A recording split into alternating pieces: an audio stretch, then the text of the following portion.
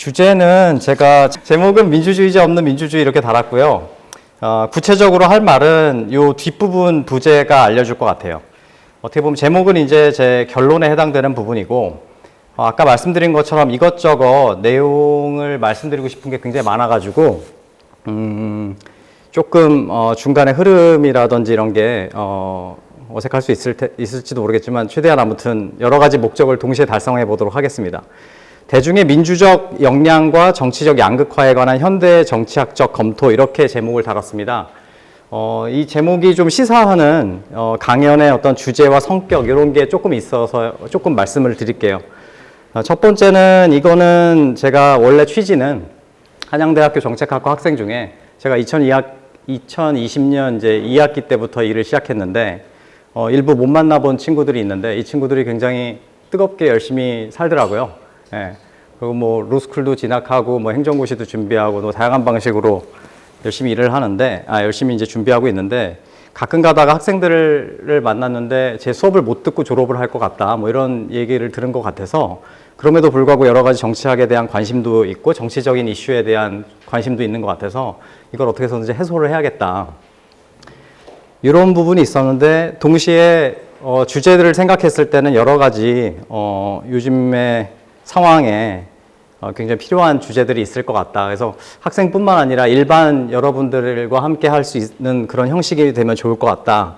이렇게 생각을 했어요. 그래서 첫 번째 가장 중요한 거는 제가 학술 발표용으로 강연을 준비한 것은 아닙니다. 그래서 조금 쉬운 내용, 그리고 제가 일부 학생들한테는 강조했는데 제 수업을 다 듣고 있는 학생이라면 오지 마라 라고 했는데 온 사람이 있는 것 같아요. 그 학생들은 좀 안타깝지만 반복된 내용을 좀 들어야 될 것 같습니다. 그러니까 뭐 딴 일 해도 돼요. 여기 와서. 근데 이제 한편으로는 제가 일반인 학생 강연이라고 말씀드리지만 제가 뭐 강연을 많이 해본 건 아니에요. 그래서 이 일반인이라든지 제 수업을 안 듣고 있는 학생에게 수업을 이렇게 이야기를 할 때는 어디서부터 설명해야 되는지 이게 좀 이슈가 하나 되는 것 같아요. 그리고 두 번째는 일반 대중분들은 이제 각각의 어떤 지식과 이해도가 각각 다 다르기 때문에 어느 수준에서 설명을 해야 되는가 이런 게 어렵기도 하거든요. 근데 제가 그렇게 강연을 많이 안 해본 거를 변명 삼아서 좀 과감하게 그렇게 여러분 눈치 보면서 일일이 하나하나 설명하지 않겠고 다뤄야 될 내용들이 좀 있어서 그때는 그냥 제 맘대로 영어와 전문 용어를 마구 사용하면서 그런 점에서는 일반 대중에게 별로 이렇게 친절하지 않은 그런 일반 강연이라는 점을 좀 참고해 주시기 바랍니다. 그 두 번째는 제가 여기 부제에 썼던 내용 중에 보면 현대 정치학적 검토라고 써 있습니다. 이게 조금 중요한 포인트입니다. 하나는 그럼 현대 정치학이 뭐냐라는 측면이 있을 텐데 제가 말씀드리고 싶은 현대 정치학은 실증적 현대 정치학이에요. 이거는 의미하는 바가 꽤 큽니다. 왜냐하면 많은 일반 강연들이 특히 정치적인 주제를 가지고서 하는 많은 강연들이 의견이나 관점을 제시하는 경우가 대부분이에요. 근데 저는 의견이나 관점이 이렇게 좀 뭐 나올 수도 있겠지만 정확하게 근거에 의해 뒷받침되거나 수학적으로 증명된 것과 구분하여 여러분에게 말씀드릴게요. 그러니까 일부 제가 강연을 하다가 저거는 내 사견이 아닌가라는 부분이 생각되신다고 질문하셔도 좋습니다. 그래서 의견 관점이라기보다는 실증적으로 검증된 그런 차원에서의 논의를 드린다는 말씀을 꼭 드립니다. 현대 과학으로서의 정치학이 이제 실증주의를 추구한다고 했을 때 보통 이제 두 가지를 얘기할 수 있을 것 같아요. 과학적 방법이 뭐냐라는 질문과 관련되는데 대체적으로는 여러분 과학을 할 때 보통 과학자들이 합의하고 있는 바들이 연역적으로 주장을 도출해내거나 즉 A는 B고 B는 C니까 A는 C다라는 당연한 결론, 그죠? 이것이 이제 가장 극대화된 형태가 수학이죠. 그래서 수학적으로 증명되는 거나 그렇기 때문에 이제 요즘에 뭐 formal theory 이런 식으로 해서 뭐 합리적 선택 이론이라든지 어떤 수학적으로 이퀄리브리엄을 구해낸다라든지 증명을 해낸다는 방식으로 어떤 가설을 논증해 나가는 방식이 있어요. 연역적인 방법이죠. 두 번째 실증주의적 정치학을 추구하는 방법은 일단 귀납적인 방법이 있겠죠. 즉 데이터를 모아서 현실에서 그 패턴이 확인되는가. 그래서 뭐 가장 극단이라기보다는 가장 널리 알려진 형태는 통계적인 분석이죠. 보통 오늘날 좋은 정치학 연구다, 실증적이고 과학적인 연구다라고 한다면 보통 두 가지를 다 요구합니다. 그래서 수학적으로 증명을 하고 그것을 데이터로 보여주는. 그래서 제가 오늘 말씀드릴 대부분의 중요한 부분은 이런 점에 초점이 되어 있다. 그래서 저는 무엇이 올바르냐, 뭐 원숭이가 바나나를 먹는 게 올바르냐 안 올바르냐에 대해서 말하지 않을게요. 하지만 원숭이는 바나나를 주식으로 하는가 아닌가 이런 것들에 대해서 얘기한다는 말씀입니다. 그럼에도 불구하고 재밌게 드릴 말씀이 많이 있다. 제가 이런 부분을 강조하는 이유 중에 하나는 요즘에 이런 주제들, 다양한 주제들을 다룰 텐데 결국 많은 분들이 특히 뭐 여기 제가 알기로는 언론인 분도 계시고 또 특정 정당에 소속되신 분들도 몇 분 계신 걸로 아는데 저 사람은 과연 그러면 어느 당 편일까? 이거에 대해서 엄청나게 궁금하실 것 같아요. 그거는 비밀 혹은 500원을 주시면 예. 농담이고 진심으로 이런 거와 좀 독립적으로 말씀드리고 싶어요. 어떤 부분에 있어서는 어떤 당이 불편할 수도 있고 어떤 부분에 있어서 어떤 당이 불편할 수도 있는데 요즘 어떤 과학으로서 정치학이 필요한 것은 바로 이런 거에 독립적으로 얘기할 수 있어야 된다고 생각합니다. 그런 측면에서 이 강연이 굉장히 원론적인 이야기들을 할 거예요. 일부러. 굉장히 원론적인 이야기. 그리고 저는 원론적인 이야기가 굉장히 필요한 시기라고 생각합니다. 그래서 응용을 하기 전에 구구단부터 제대로 확인하고 주관적 관점과 해석을 정확하게 구분하여 말씀드리려고 합니다. 세 번째는 이런 주제가 어떤 시사점, 아까 제가 상황적으로 여러 가지 주는 의미가 많다고 했는데 이런 것들이 다 관련이 될 것 같아요. 뭐 최근에 대통령 선거의 결과, 뭐 자유에 대한 논의, 뭐 더 나아가서 뭐 자유민주주의에 대한 이야기, 그 다음에 오늘날 많이 논의되는 양극화, 정치적 양극화, 정치 갈등 이런 문제들. 나아가서 여러분 오늘 강연을 잘 곰곰이 들어보시면 여러분 젊은 젊은 학생들 뭐 특히 뭐 이대남 이대녀 뭐 이런 식으로 표현되는 뭐 그게 꼭 올바른 표현만은 아닐 것 같은데 뭐 젠더 갈등을 둘러싼 이런 이슈들을 이해하는 데도 도움이 되실 거라고 생각을 하고 그다음에 최근에 세계적으로는 굉장히 뜨거운 주제였던 파퓰리즘이라든지 이런 것들에 모두 관련되는 이야기를 드릴 수 있을 것 같아요. 그러니까 잘 오셨다. 잘 들어보시라 라는 말씀입니다. 자, 이제 차례를 좀 말씀드릴게요. 하나씩 나와볼게요. 그래서 처음에는 제가 민주주의라는 개념에 대해서 굉장히 원론적인 이야기를 하려고 합니다. 근데 중요한 것은, 이거는 저 사람의 관점이 이런 부분이 아니라 말 그대로 교과서적인 얘기를 하는 것인데, 안타깝게도 교과서적인 내용이 국민적으로 합의가 안 되는 것 같아요. 그게 너무 안타까워요, 저는. 너무 당연한 그 교과서적인 개념인데, 언론인들도 쓰다 보면 잘못 쓰고 있는 것 같고, 학자들도 일부 학자들까지는 말 안 할게요. 뭐 정치인들도 잘못 쓰고 있고 민주주의 개념을 좀 정확하게 파악을 했으면 좋겠습니다. 두 번째는 사실 민주주의 개념 규정과 관련되는 문제인데 자연스럽게 지금은 조금 조금 독립적으로 볼 수 있겠지만 어떤 민주주의라고 하면 그죠? 뭐 국민이 민이 주인이 된다는 거잖아요. 그런 의미에서 이 사람들의 대중의 민주적 역량에 대한 민주주의를 이끌 그런 능력이 되는가에 대한 현대 정치학적인 검토를 하는데 크게 두 가지 방향. 하나는 순서가 조금 잘못된 것 같네요. 아니면 맞나? 맞을 수도 있고 틀릴 수도 있고. 한편으로는 정치 심리학적 관점 혹은 정치 행태적 관점으로서 실제 사람들이 어떻게 행위하는가. 어찌 보면 앞에서 말씀드린 보통의 꼭 그런 것만은 아니지만 많은 연구들이 데이터를 분석하고 행위의 패턴을 분석하는 방식으로 이렇게 이루어지는 측면이 있습니다. 두 번째는 합리적 선택의 이론적인 관점에서도 이 주제에 대해서 한번 검토를 해볼게요. 이런 것들을 검토하고 나면 왜 오늘날 현대 민주주의를 사람들이 이야기하는데 특정한 방식으로 규정을 하는지 그리고 오늘날 민주주의가 어떤 방식으로 작동하거나 작동해야 하는지에 대한 중요한 시사점을 알려줄 수 있을 거예요. 그리고 그 이후에 정치 갈등과 양극화, 그리고 좋은 민주주의를 위한 조건에 대한 얘기를 간단하게 하도록 하겠습니다. 자, 첫 번째 민주주의라는 개념인데요. 여러분 민주주의가 뭐라고 생각하십니까? 그냥 이런 아무나 한번 말씀해 주시겠어요? 민주주의란 뭘까요? 가슴 뜨거워지는 단어요. 민주주의가 뭘까요? 예? 다수의 지배. 자제하시기 바랍니다. 저분은 또 정치학도 전공하시고 뭐 이런 분이니까, 어떻게 생각하세요? 민주주의? 다양한 민주주의가 있다고 인민민주주의가 있고 대한민국의 자유민주주의가 있고 오케이. 네. 근데 그런 다양한 민주주의들이 있을 텐데 그 중에 민주주의라고 했을 때는 그러면 공통적인 속성이 있으니까 민주주의라는 단어를 계속 붙일 거 아닙니까? 그럼 민주주의를 여러분은 어떻게 생각하고 계십니까? 보통 그럼 어떤 이미지가 생각나십니까? 어떻게?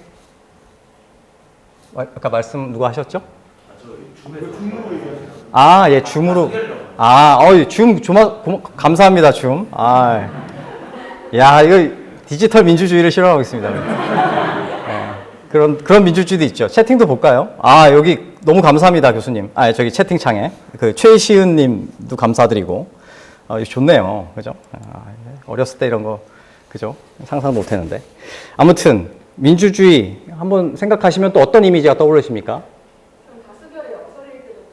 다수결의 역설도 생각나시고, 여러분들 굉장히 벌써 심화적인 주제부터 먼저 말씀하신 분들이 많이 계시네요.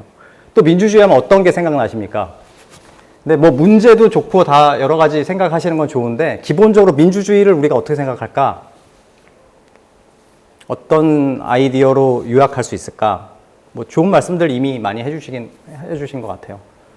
또 민주주의를 한다고 하면 보통 어떤 거를 합니까?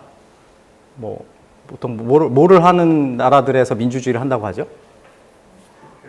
그쵸. 투표를 하고, 그죠? 투표, 선거를 하고, 그죠? 그런 것들이 생각나죠? 그래요. 맞아요.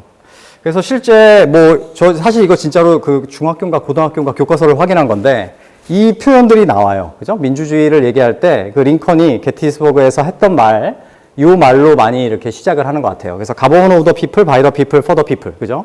그래서 여기서 계속 강조하는 거 보면 people이죠. 그죠? 그러니까 이게 보통 한국에서 예전에 번역할 때는 국민의 정부, 국민에 의한 정부, 국민을 위한 정부 이렇게 번역을 했는데 정치학 전공자들은 여기 아시겠지만 사실 people이라는 개념이 국민이랑은 아주 많이 다르거든요. 예, 국민이라는 개념은 보통 이제 네이션이라고 쓰는데 국가를 상정하죠.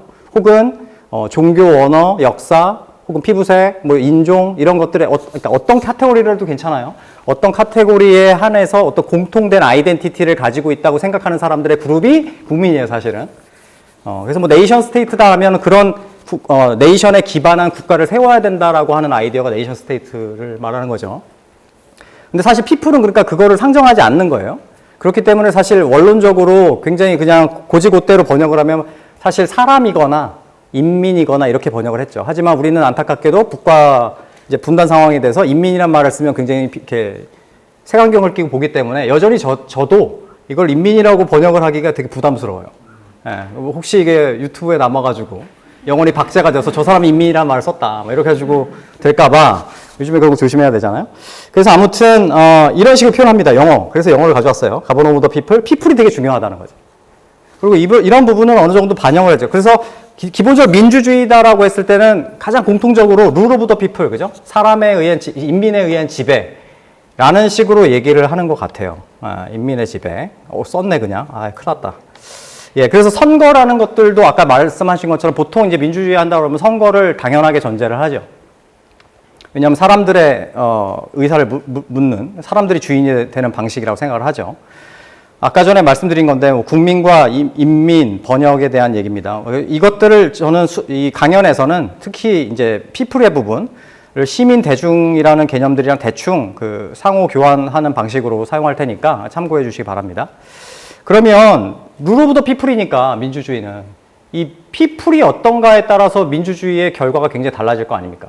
그리고 피플이 어떻게 하느냐에 따라서 민주주의 성과가 반복적인 얘기를 잠깐 했는데 아무튼 그래서 대중의 사람들의 민주주의적인 역량이라는 것이 얼마나 있는가라는 질문은 굉장히 중요한 질문이라고 할 수 있겠죠. 일단 근데 그 얘기를 하기 전에 민주주의의 당위성과 중요성에 대해서 요즘에는 당연하게 우리가 가정을 하는 것 같습니다. 그래서 여러 나라들 우리가 독재 체제라고 생각하는 나라들도 민주주의란 그런 단어를 심지어 나라 명에다가 쓰기도 하고 많이 그렇죠. 여러분 이거 내가 재밌는, 나름 이런 거 잘 안 하는데. 나름 잘 이런 거 안 하는데. QR코드로 가셔서, 아니면 이 그 웹사이트가 되게 짧거든요, 여러분. 그 menti.com이라고. menti.com에 들어가셔서 86650933 이거 한번 입력을 해보셔서 여기 간단한 한번 서베이를 해주시겠어요? 시간 드릴게요. 나름 이런 거 하면 재밌잖아요. 예. 그래서 간단한 그 질문인데 여러분 한번 응답이 굉장히 궁금합니다. QR이 멀어서 스크린이 잘 안 되시죠? 예, 그러면 menti.com 이렇게 쓰셔가지고 8665 여기 0933 이 코드를 입력하시면 여러분 참여하실 수 있어요. 그 온라인으로 접속해 주시는 모든 분들도 이거 한번 해주시면 같이 우리 하는 것 같은 느낌이 들 것 같거든요. 온라인에 계신 16명 다들 한번 참여를 해주세요. 시간을 조금 드릴게요. 한번 슬슬 결과를 한번 볼까요, 여러분? 여러분 궁금하시죠? 예. 자, 이거 한번 눌러볼게요. 야, 이거 다 높네요, 여러분. 온라인도 보이시죠? 채팅창에 좀 바로바로 대답해 주시면 인터랙티브하게. 감사합니다. 여러분 이거 보세요. 일단 아닌 것도 있네요. 좀 점수가 높게 나온 것도 있고, 그죠? 어떤 거는 좀 낮은 것도 있고 합니다.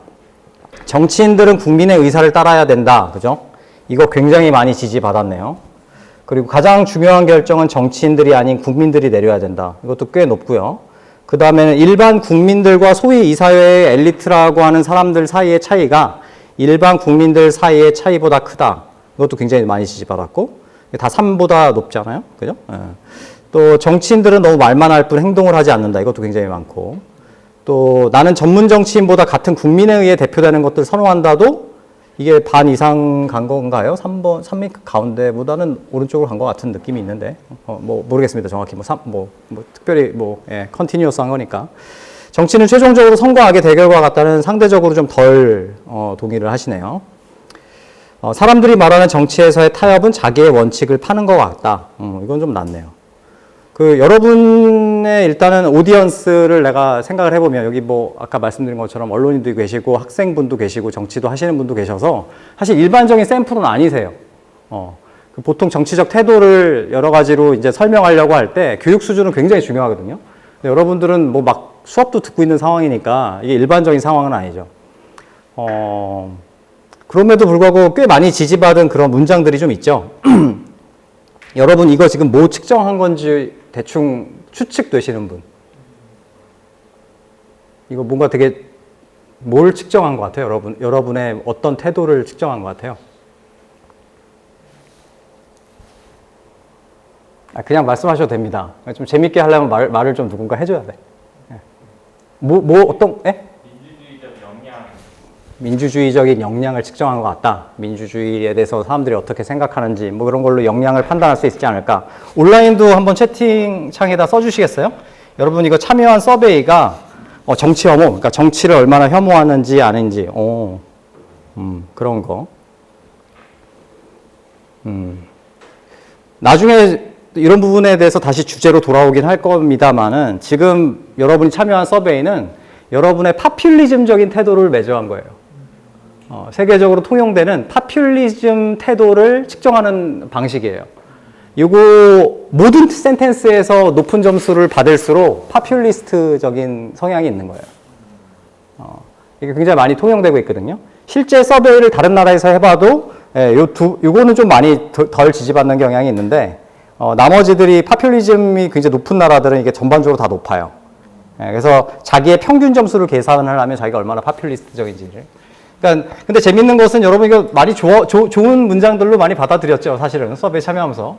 물론 여러분 나는 좀 독특하게 해봐야지 하면서 하신 분들도 분명히 있을 거라고 지금 묻는 사람이 있는데 그런 분들이 계시겠지만 사실 이거 파퓰리즘 측정한 거예요. 자, 다시 돌아가 볼게요. 파워포인트로. 그러니까 여러분이 지금 확인하시는 것 중에 하나가 뭐냐면 뭔가 민주주의라고 해서 뭔가 좋은 거라고 생각을 하고 대답을 했는데 아닐 수 있다라는 생각이 조금 드시죠. 그죠? 그러니까 실제 그 민주주의에 대해서 당연하게 생각하고 있는데 우리가 지금 뭔가 이 문장들도 좋다고 생각했는데 뭔가 문제가 있는 것 같다라는 생각을 지금 하시면 될 것 같아요. 그래서 실제 여러분이 알고 있는 그 뭐 프랑스 혁명이라든지 뭐 그죠? 미국 독립혁명이라든지 뭐 이런 일들이 일어나기 전까지만 해도 민주주의라는 개념 자체는 사실 이런 의미를 썼어요. 위험하고 불안정한 옛날 방식. 디마크러시라고 쓸 때는 다 그런 걸 함축했다고. 실제 그래서 뭐 여러분이 많이 그 뭐 행정고시 정치학 공부할 때도 많이 외우기도 하는 아리스토텔레스의 뭐 정치 구분 뭐 이런 거면 지배자의 숫자에 따라서 그죠? 이렇게 구분하는데 또 좋은 형태냐 나쁜 형태냐 이렇게 구분할 때 다수에 의한 다수에 의해 지배되는 정치 체제가 민주주의라고 했을 때는 그게 나쁜 형태를 묘사하는 단어로 사용되고 그게 좋은 형태, 여기서 좋은 형태냐 나쁜 형태냐의 기준은 공공의 선을 위해서 그 공동체 혹은 지배자가 노력을 할 때, 혹은 뭐 정책을 추구할 때, 이럴 때 좋은 형태라고 할 때, 그때는 영어로 말하면 폴리티라고 번역을 하기도 하는데, 폴리테이아라고 불렀죠. 그러니까 민주주의라는 단어 자체는 데모스와 크라티아 자체고, 데모스에 의한 크라티아 자체는 많은 경우 혁명의 시기가 전에는 위험하고 불안정한 옛날에 좀 오래된 방식의 정치 체제라고 받아들여졌다는 거죠. 그래서 플라톤 같은 경우는 이제 뭐 중우 정치에 대한 우려. 사실 여러분이 한국어로는 이게 중우 정치라고 번역을 하지만 원래는 이거 영어 번역을 할 때 그냥 룰이라고 하거든요. 여기 나쁜 의미는 사실은 어떻게 보면 객관적으로 써 있는 거예요. 그냥 때라는 거죠. 때 정치라는 거죠. 때로 한다는 거지. 그리고 아리스토텔레스 얘기는 했네요. 근데 이제 18세기 이거는 뭐 조금 이런 거 이제 제 해석입니다. 왜 혁명의 시기를 거치면서 민주주의가 좋은 의미가 되는가? 뭐 대충 여러분 뭐 추측은 할 수 있을지도 모르는데 뭐 개인적으로 이건 말 그대로 개인적인 해석이지만 뭐 18세기 혁명의 시기에 사람들 많이 동원해야 되는 상황이고 결국 그게 굉장히 미화되는 형태로 하는 방식이 되지 않았는가 뭐 이런 추측은 잠깐 해보는데 어쨌거나 꽤 오랜 시기 인류 역사상의 더 오랜 시기는 민주주의는 사실 굉장히 안 좋은 그런 의미를 지녔다는 얘기죠. 그럼 뭔가 부족하다는 거지. 뭔가 우리가 추구하고 있는 민주주의는 뭔가 여기서 보완이 돼야 된다는 얘기지. 자, 먼저 그 정치 심리학적인 검토를 해보겠습니다. 아까 전에 여러분들 뭐 결국은 이제 민주주의다 하면 rule of the people, 인민에 의한 지배, 사람에 의한 지배인데 그러면 민주주의 이 사람들은 얼마나 영향을 가지고 있는가? 맨 처음에 이에 대한 주제는 뭐 월터 리프만이라든지 뭐 굉장히 유명한 뭐 오피니언 리더였죠, 미국에서. 그래서 이 책 제목 자체가 팬텀 퍼블릭이었어요. 그러니까 퍼블릭이 뭔가 팬텀이라는 게 그거잖아. 팬텀 오브 오페라, 그지? 유령이잖아요. 그러니까 약간 고스트 같은 거다. 우리가 퍼블릭 오피니언 혹은 뭐 퍼블릭, 뭐 시리즌 이런 말에 대해서 환상을 가지고 있는데 그게 사실 그게 진짜 있냐? 이런 거예요.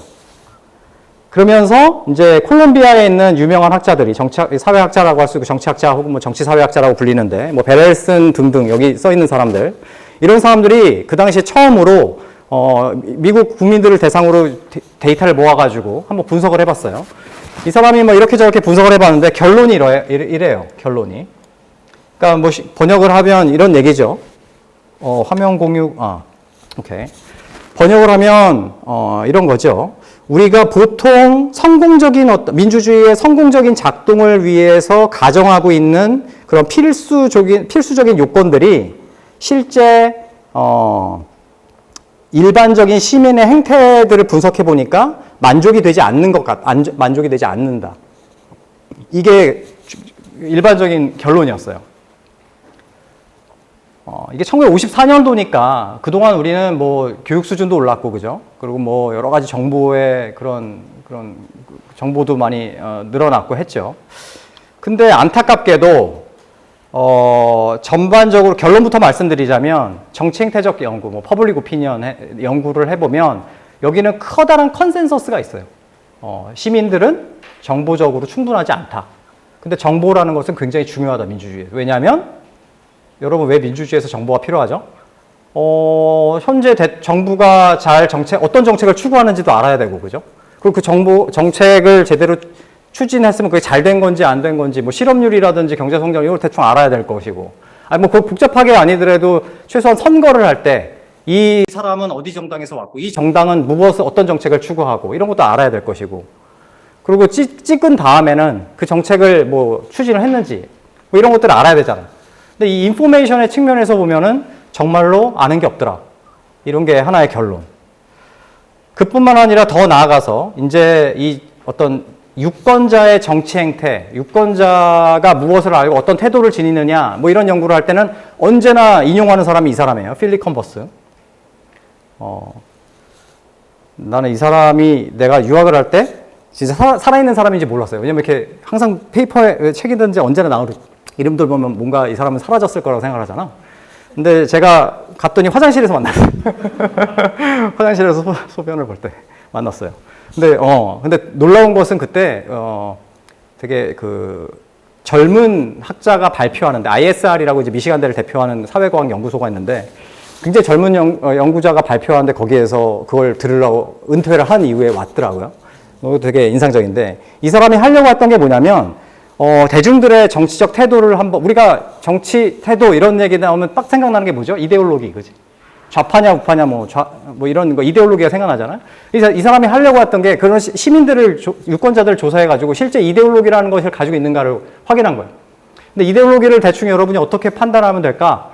어떤 여러 가지 이슈들이 있지만, A, B, C, D, E, F, G가 있을 때, 우리가 좌파다, 레프트 윙적인 이데올로기를 가지고 있다 그러면, A, B, C, D가 뭔가 일률적으로 컨시스턴트하게 이 사람이 어떤 입장을 취했을 때 그게 좌파라고 할 수 있겠죠. 근데 뭐 A, B, C, D, E, F, G 정책이 있는데 어떤 건 좌쪽으로 찍었다가 어떤 건 우쪽으로 찍었다가 왔다 갔다 하다 보면 이 사람 이데올로기가 없는 거잖아. 그래서 이렇게 일관적인 선호의 구조를 가지고 있는지를 확인한 거예요. 근데 결론이 뭐냐면 이거예요. non-attitudes. 그러니까 없다라는 거예요. 그런 게. 일반 시민들에게 이런 게 존재하지 않는다. 굉장히 이데올로기라는 게 없네? 이렇게 확인한 거예요. 그나마 있는 것은 좀 이따 말씀드리는 파티잔십은 있다라는 얘기를 하는데 둘이 다른 거예요. 하나는 정당에 대한 어떤 애착심이고, 근데 그게 상관이 없을 수도 있겠죠. 좌와 우와. 근데 아무튼 이걸 먼저 확인을 했어요. 이데올로기라는 게 없구나. 좌파 우파라는 그런 태도를 인류적으로 가지고 있지 않구나. 그리고 시기에 따라서 나중에 물어보면 이 사람이 또 이쪽 찍었다가 저쪽 찍었다가 이게 오버타임이라고 하죠. 그러니까 시간적으로도 일률성이 없고, 정책을 요리조리 바꿔서 질문했을 때도 일률성이 없고, 표현을 달리 물어봐도 다 다르게 대답하고, 뭔가 구조가 없다는 얘기예요. 이게 굉장히 중요한 얘기입니다. 근데 이뿐만 아니라 아까 제가 말씀드린 non-attitude 뿐만 아니라 인포메이션조차도 없다라는 얘기도 이제 이후에 계속 확인되는 바예요. 인포메이션이 너무 없다. 그래서 대표적으로 알려져 있는 바가 미국의 뭐 지도를 보여주면서 여기서 뭐 어디를 찾아봐라 하면 못 찾는다 이거예요. 사람들이. 그 퍼센트가 놀랍게도 높다 이거예요. 그거는 좀 이제 과장된 측면이 있는데 그 이외에도 뭐 대통령이 몇 년마다 뽑히냐, 미국의 의회는 뭐 두 체인버가 있느냐, 상원 의원이 있냐 이런 기본적인 질문을 했을 때 그런 것들을 이해하는 사람들이 극히 적더라. 그래서 이런 부분들, 그리고 나중에 최근에는 단지 인포메이션을 가지고 있지 않은 거, 즉 uninformed 된 문제뿐만 아니라 이게 심지어 misinformed 됐다. 잘못된 정보에 확신을 가지고 있더라. 그리고 이제는 디스인포메이션이라서 그걸 의도적으로 퍼뜨리는 행위들도 있고, 그래서 이런 문제까지 심화되면서 오늘날 대중의 민주적 영향이라는 것에 대해서 굉장히 회의를 한다. 잠깐만 또 있었어요. 내가 잠깐 잊었어요. 그뿐만 아니야. 그러니까 구조도 없고 인포메이션도 없고 심지어 잘못된 인포메이션에 대한 확신도 가지고 있을 뿐만 아니라 편향까지 존재한다는 거예요. 바이어스가 존재한다는 거예요. 이걸 이것까지 설명하는 건 좀 오반데 고정관념, 그러니까 스테레오타입, 프레주디스, 디스크리미네이션 이런 것들을 다 가지고 있다는 거지.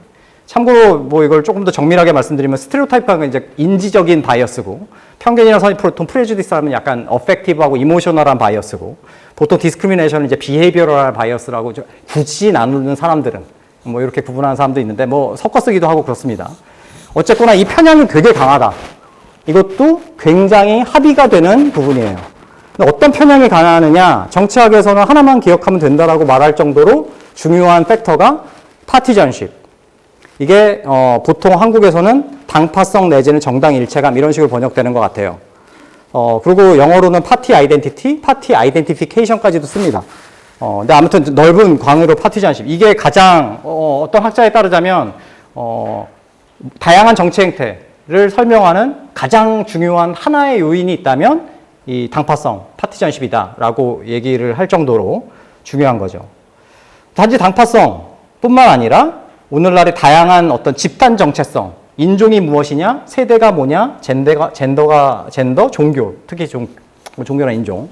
미국 같은 경우는 특히 인종. 그리고 유럽 같은 경우는 좀 놀랍게도 사실은 종교의 영향이 꽤 커요. 사실은 이것도 말이 길어서 이거는 다음 강연에 합시다. 세대나 젠더의 부분은 좀 아이러니하게 우리나라가 좀 굉장히 독특한 케이스예요. 좀 이따가 이제 보여드릴 분석에서도 나오는데 젠더가 특별히 이슈가 되는 게 좀 독특합니다, 사실은. 나중에 Q&A에서 할 수 있으면 할게요. 말하고 싶어. 근데 아무튼 이 그룹에 따라서 자기가 소속된 그룹에 따라서 굉장히 바이어스가 심하다는 얘기가 있어요.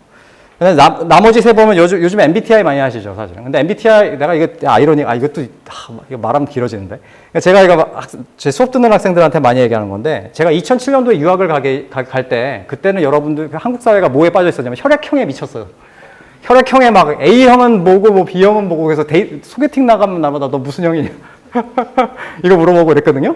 근데 내가 그때 너무 아이러니했던 것은 정치학계에서는 그때 퍼스널리티에 대한 연구가 많이 됐었고 그거를 구분할 때 가장 대표적인 이론은 빅5 이론이었어요.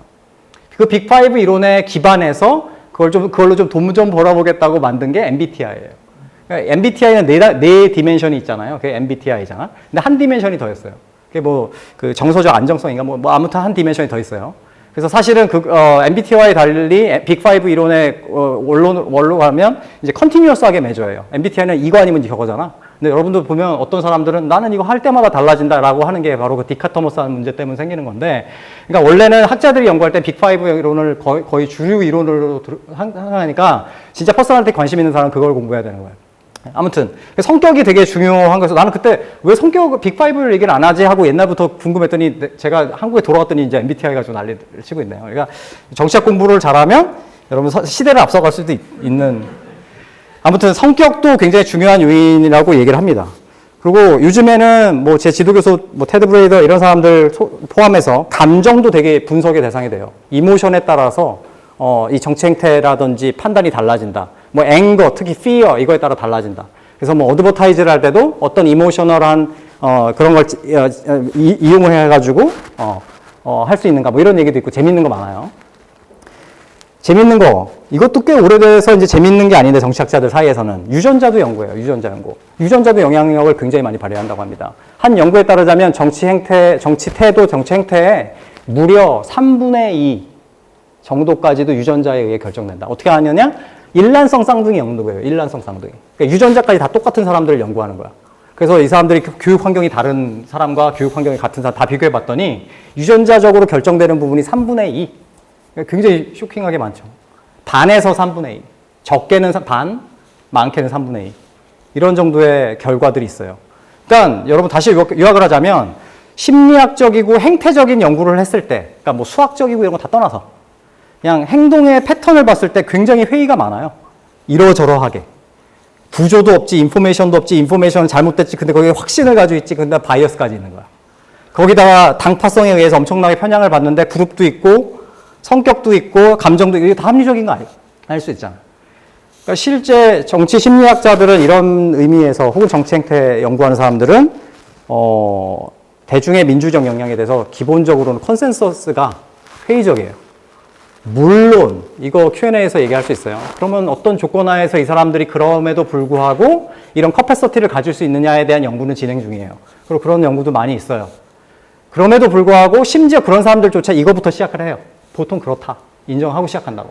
그러니까 이걸 알아야 돼. 이거 구구단 같은 거예요. 근데 우리는 이것조차도 이렇게 별로 알려져 있지도 않죠, 사실. 근데 재밌는 건 이게 합의된 거란 말이지. 거의. 예, 그래요. 그러면 여러분들이 민주주의라는 거는 룰 오브 더 피플이고 윌 오브 더, 그죠?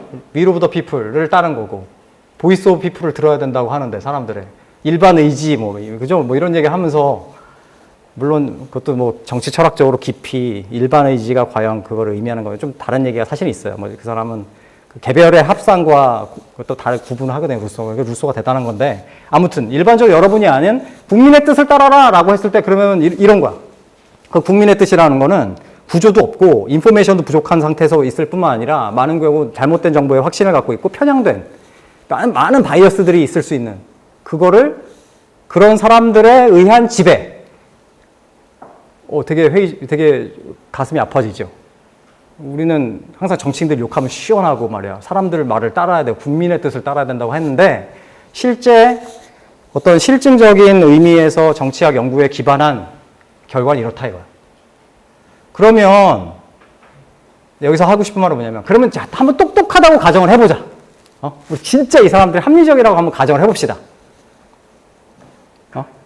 앞에서는 뭐 했어요? 여러 가지 문제가 있는 거 아니야. 사람들의 인포메이션도 문제가 있고, 뭐 태도도 문제가 있고, 뭐 바이어스. 근데 이런 거 하나도 없다고 한번 가정을 해보는 거야. 그러면 문제가 해결되는가? 결론부터 말하면 이것까지 이제 아니라고 하면 진짜 여러분 충격받겠지. 그지? 그럼 국민들이 다 똑똑하다고 했는데 문제가 있다면 어떻게 되는 거야. 그지? 근데 안타깝게도 합리적 선택 이론이 보여주는 것은 아주 합리적인 선호를 가지고 있는 사람들을 가정했을 때 엄청난 문제가 생길 수 있다는 걸 보여줘. 생길 수 있다가 아니라, 더 중요한 거는 생길 수 있다가 아니라 합리적인 선호를 가지고 있을 때 집단적인 수준에서 선호가, 어려운 말로 해볼게요. 개인 수준에서의 합리적 선호가 집단적 수준의 합리적 선호를 보장할 수 없다. 그러니까 될 수도 있지만 안 될 경우도 많다는 거야. 보장할 수 없다는 거야. 아무리 개인적으로 합리적이어도 보장 못해. 이거야. 한번 봅시다. 대표적인 게 콩도루스의 역설이에요. 여러분 콩도루스의 역설을 다양한 방식으로 이해하고 있지만 보통 이렇게 저렇게 찾아보면 이런 예가 많이 나가요. 여러분 이 예를 잘 보면은 뼈가 되고 살이 되는 그런 상황을 묘사하고 있는 걸 수도 있어요. 좀 집중해서 한번 보시기 바랍니다. 15명의 합리적인 유권자가 있다고 한번 가정해 봅시다. 그리고 후보는 A, B, C가 있다고 한번 가정을 해봐요. 우리 최근에도 후보 A, B, C가 나름 경쟁력 있을 경우가 있었죠. 근데 아무튼 합리적 유권자 15명만 있다고 생각하고 그 중에 6명은 A, B, C 순서로 좋아하고 5명은 C, B, A 순서로 좋아하고 4명은 B, C, A 순서로 좋아한다고 한번 가정을 해봅시다. 그럼 여러분 대통령 누가 뽑아야 돼? 누가 뽑히는 겁니까? 누가 얘기해 볼까요? 채팅창도 좋습니다. 우리 대통령 선거 이렇게 하면은 B가 된다고요? 우리가 대통령 선거하는 방식 어떻게 돼요? 6명은 누굴 뽑을 거예요? A. 5명은 누구? C. 4명은 B. 그치? 그러면 대통령 A. 근데 뭔가 좀 찝찝하죠? 왜 찝찝합니까 여기서? 여기서 찝찝한 이유는 뭐죠? 예? 과반이 안 돼서 찝찝하다? 에이, 뭐 요즘 과반 기대도 안 하죠. 그렇죠. 9명에게는 A가 최악이에요. 9명한테는, 그러니까 이 15명으로 구성된 이 나라에서는 A를 제일 싫어해, 한마디로. 그래서 대통령을 뽑아. A를 제일 싫어해서 대통령을 뽑는 거야. 이게 결과죠. 그러니까 보통 이런 예를 가지고 좀 여러분을 자극을 하죠. 그래서 콩도로스의 역설을 하면 요건 줄 알지. 맞아요. 이것도 포함해요. 그러니까 이 상황은 되게 아이러니하게 이 9명이 그러니까 이 나라에서 제일 싫어하는 사람을 대통령, 우리나라가 이런 제도를 써요. 우리나라에서 이렇게 뽑힐 거 아니에요? 우리나라가 이런 상황을 겪었는지 겪을 것인지는 뭐 여러분이 알아서 판단을 하시면 될 거예요. 근데 언제나 가능성은 있다는 얘기죠. 그리고 아이러니한 거는 B 같은 경우에 그 세 그룹이 아무도 싫어하지 않고 다 적정히 좋아하잖아. 그러니까 B 같은 경우는 아무도 싫어하지 않아. 그죠? 그리고 가장 폭넓은 지지를 가지고 있어.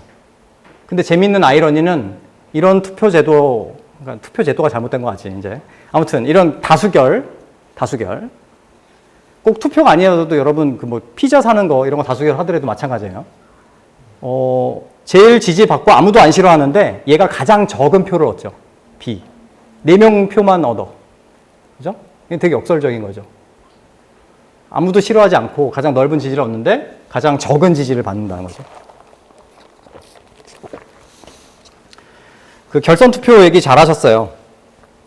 이제 좀 이따 그것까지 내가 좌절시켜 드릴게요. 아무튼 콩도르스의 역설. 여기 보통 이런 식으로 알고 있는데 사실 더 깊은 여기 임플리케이션이 있어요. 사실은 요거는 피상적인 거에 불과해. 요거는 뭐 이럴 수도 있지, 아닐 수도 있고 뭐 이런 정도잖아. 그래서 결과는 말씀드렸어요. 그래서 머조리티라고 하는 것에 대해서 회의할 수가 있잖아요. 보장하지 않는 거야. 그러니까 우리나라에서도 선거하면 가장 싫어하는 사람들을 대통령으로 뽑는 그런 결과를 한다는 거죠.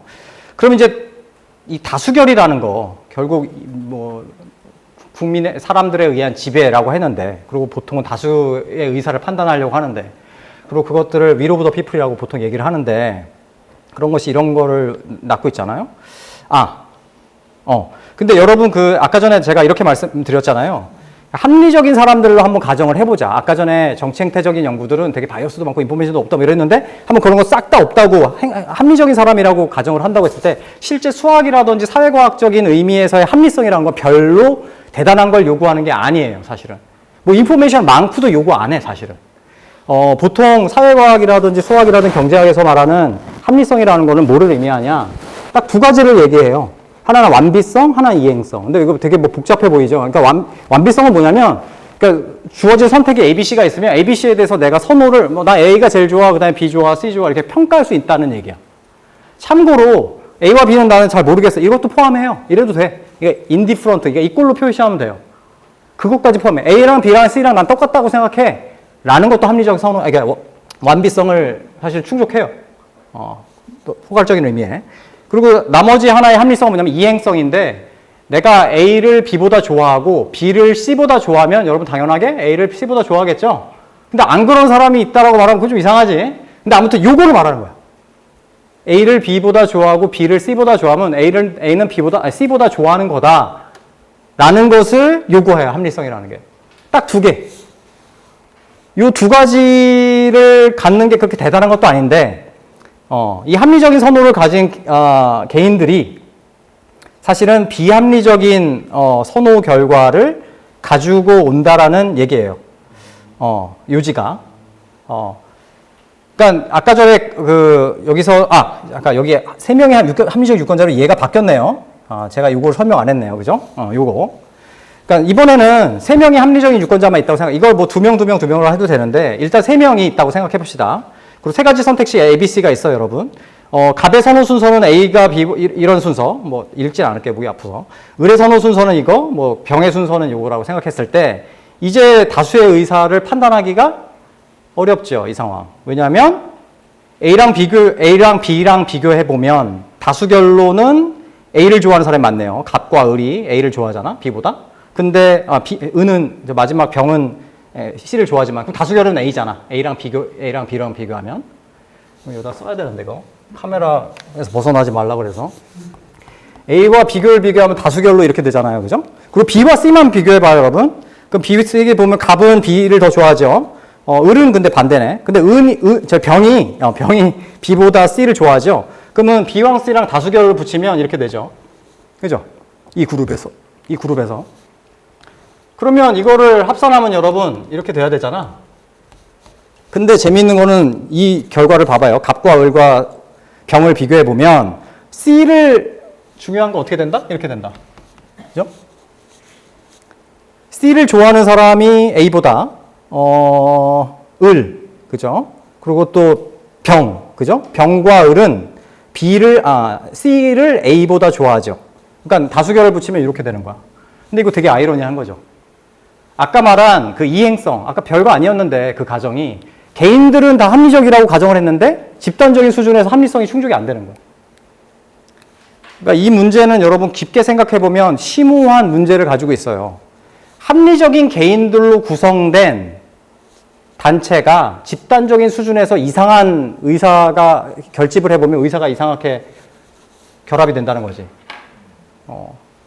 아까 전에 뭐 인포메이션도 없고 뭐 바이어스도 있고 뭐 이랬는데 그런 거 하나도 없고 합리적이라고 가정하고 합리적인 게 뭐 대단한 걸 요구한 거 아니고 그냥 잘 이렇게 순서 나열하고 그리고 논리적으로 A가 B보다 좋고 B보다 C가 좋으면 나는 A가 C보다 좋다라는 걸 가정하는 거 이 정도인데 개인들은 다 할 수 있다고 가정을 하는데 집단 차원에서 이런 문제가 생기는 거예요. 집단 차원에서 합리적이지 못하게 되는 거지. 그러니까 국민의 뜻이 뭐냐? 예를 들어서 이 세 명의 합리적 유권자 이 예에서 여러분 국민의 뜻이 뭐예요? 뭐를 추구하는 게 국민의 뜻이야? 다수결을 보통 얘기하는데 머조리티가 없다. A랑 비교하면 A가 머조리티, B와 C를 비교하면 B가 머조리티. 그러면 A가 머조리티인데 C가 A를 비교하면 다시 C가 머조리티가 되는 거야. 계속 빙글빙글 돌죠. 그러니까 이게 심각한 문제를 가지고 있죠. 옛날에 제가 콩두루스의 역사를 배울 때는 뭐 콩두루스의 역사 같은 상황도 있다 그러고 넘어갔던 것 같은데 곰곰이 생각해 보기 바라요. 개인적으로 합리적으로 국민의 의지가 판단이 안 된다, 파악이 안 된다는 거예요. 그리고 맥켈비의 카오스적인, 저는 이거 공부할 때마다 맥켈비가 정치학자여서 너무 다행이라고 생각을 하는데, 그나마 아니 뭐 그나마가 아니라 굉장히 중요한 기여를 한 사람이 정치학자인 거지. 근데 이게 뭐냐면, 잠깐 벗어나야 되네 카메라. 잠깐만 이거 지우개를 저쪽 가고 싶은데 이게 대충 말씀드리면. 이게 뭐 어려운 말로 말하면 인디퍼런스 커브라고 뭐 무차별 곡선 이렇게 해가지고 뭐 얘기한 것도 복잡한 얘기 안 할게요. 그러니까 여러분 이게 2디멘션이라고 생각해봐요. 그냥 그러고 한 나라가 버짓을 사용하는데 뭐 여기 교육 정책 잠시만요. 뭐 예산을 사용하는데 이건 교육 예산이라고 생각해보고 이건 국방 예산이라고 생각을 해보세요. 그러면 이 A, B, C가 있다고 생각을 해보세요. 그러면 A라는 사람은 교육 예산을 이만큼 확보하고 국방 예산을 이만큼 확보하고 싶은 사람을 여기다 표현할 수 있겠죠. 이게 2차원이죠. 2차원, 1차원 아니고 2차원.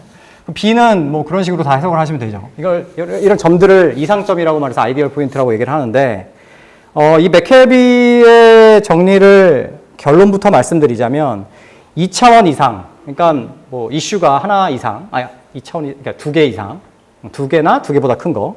그리고 유권자가 3명 이상, 근데 보통 유권자가 다 3명 이상이겠죠. 그리고 이슈가 하나만 있지는 않을 거 아니야. 일반적으로 그렇게 크게 제한적인 조건은 아니잖아요. 그 2차원 이상, 유권자 3명 이상의 이상이 있고, 이 사람들이 유권자가 자기가 원하는 대로, 거짓말 안 하고 투표를 했을 때, 어떤 결과가 나오냐면, 카오스가 일어난다라고 얘기를 해요. 카오스. 별거 아니잖아, 방금 조건. 차원이 2개 이상의 차원. 유권자 3명이 있으면 결정을 못할 뿐만 아니라 난장판이 된다라는 증명이에요. 보여드릴게요. 그러니까, 예를 들어서 현재 정책이 여기라고 생각해 봅시다. 이거는 색깔이 다르면 좋을 것 같네요. 현재 정책이 여기 있다고 생각을 해봅시다. 이게 SQ, 스테이터스 코, 기존 정책의 위치라고 생각을 해봅시다. 그러면 이제 여기도 이렇게 동그라미를 그리고, 왜 동그라미를 그리는지 이제 설명을 좀 드릴 텐데, 이제 이런 식으로 분석을 하죠. 이 SQ와 A에게 SQ의 정책과 똑같은 효용을 주는 정책의 라인들을 표시한 거예요. 뭐 이걸 동그라미 표시하는 거면 이렇게 표시해도 관계는 없어요. 아무튼 A에게는 요 점이랑 자기에게 느끼는 그 유틸리티가 똑같은 거야. 보통 경제학에서 이런 분석 많이 하죠. B에게도 SQ랑 똑같은 자기가 그래 이 정책 요 포지션도 나는 요거랑 비슷해 하면 이렇게 연결하는 거야. 그런 라인을 집합을 그릴 수 있겠죠. C도 그렇게 할 수 있겠죠. 그러면 여러분 중요한 게 뭐냐면 여기서 보면은 여기에 이 점 한번 생각해 볼까요, 여러분? 이 점은 ABC가 다수결하면 어떻게 해요? 이 점으로 가도 되죠. 왜? 이게 이 원의 안에 들어있기 때문에 자기의 이상점과 더 가깝단 말이야. 그러면 B는 좋아. SQ에서 여기로 옮기면 오케이, 난 좋아. 더 좋단 말이야, SQ보다.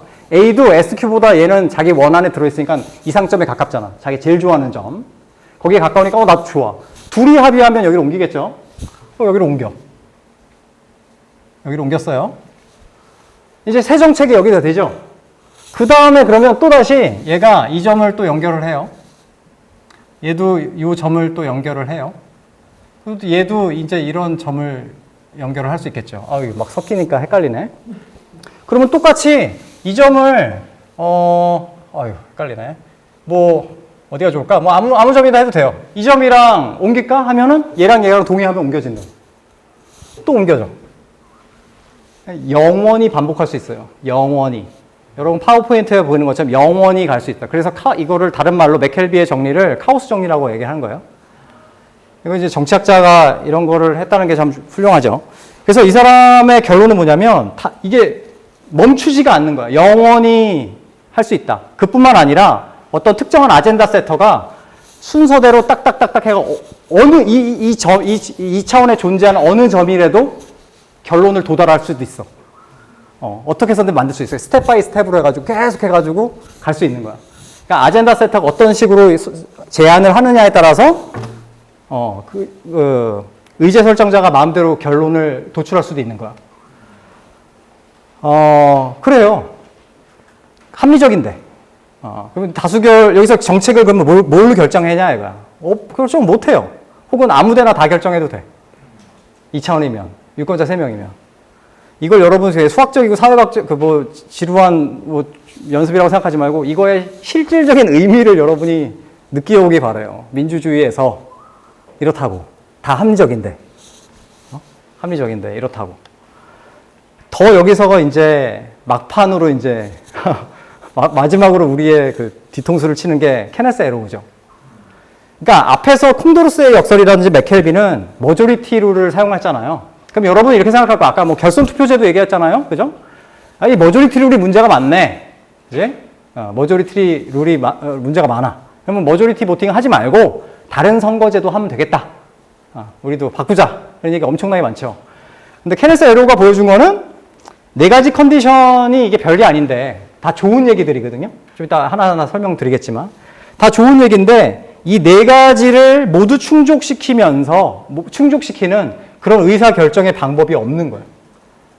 그러니까 개인 수준의 합리성을 전제하고 집단적 합리성으로 우리가 도출을 하는데 이 4가지를 동시에 충족시킬 수 있는 방법이 없다고.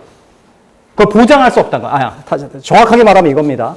어떤 의사결정 방법도 개인적 합리성을, 집단적 합리성을 이 4가지 조건을 충족하면서 만족시킬 수 있는, 그 만족을 보장할 수 있는 제도가 없다는 거예요.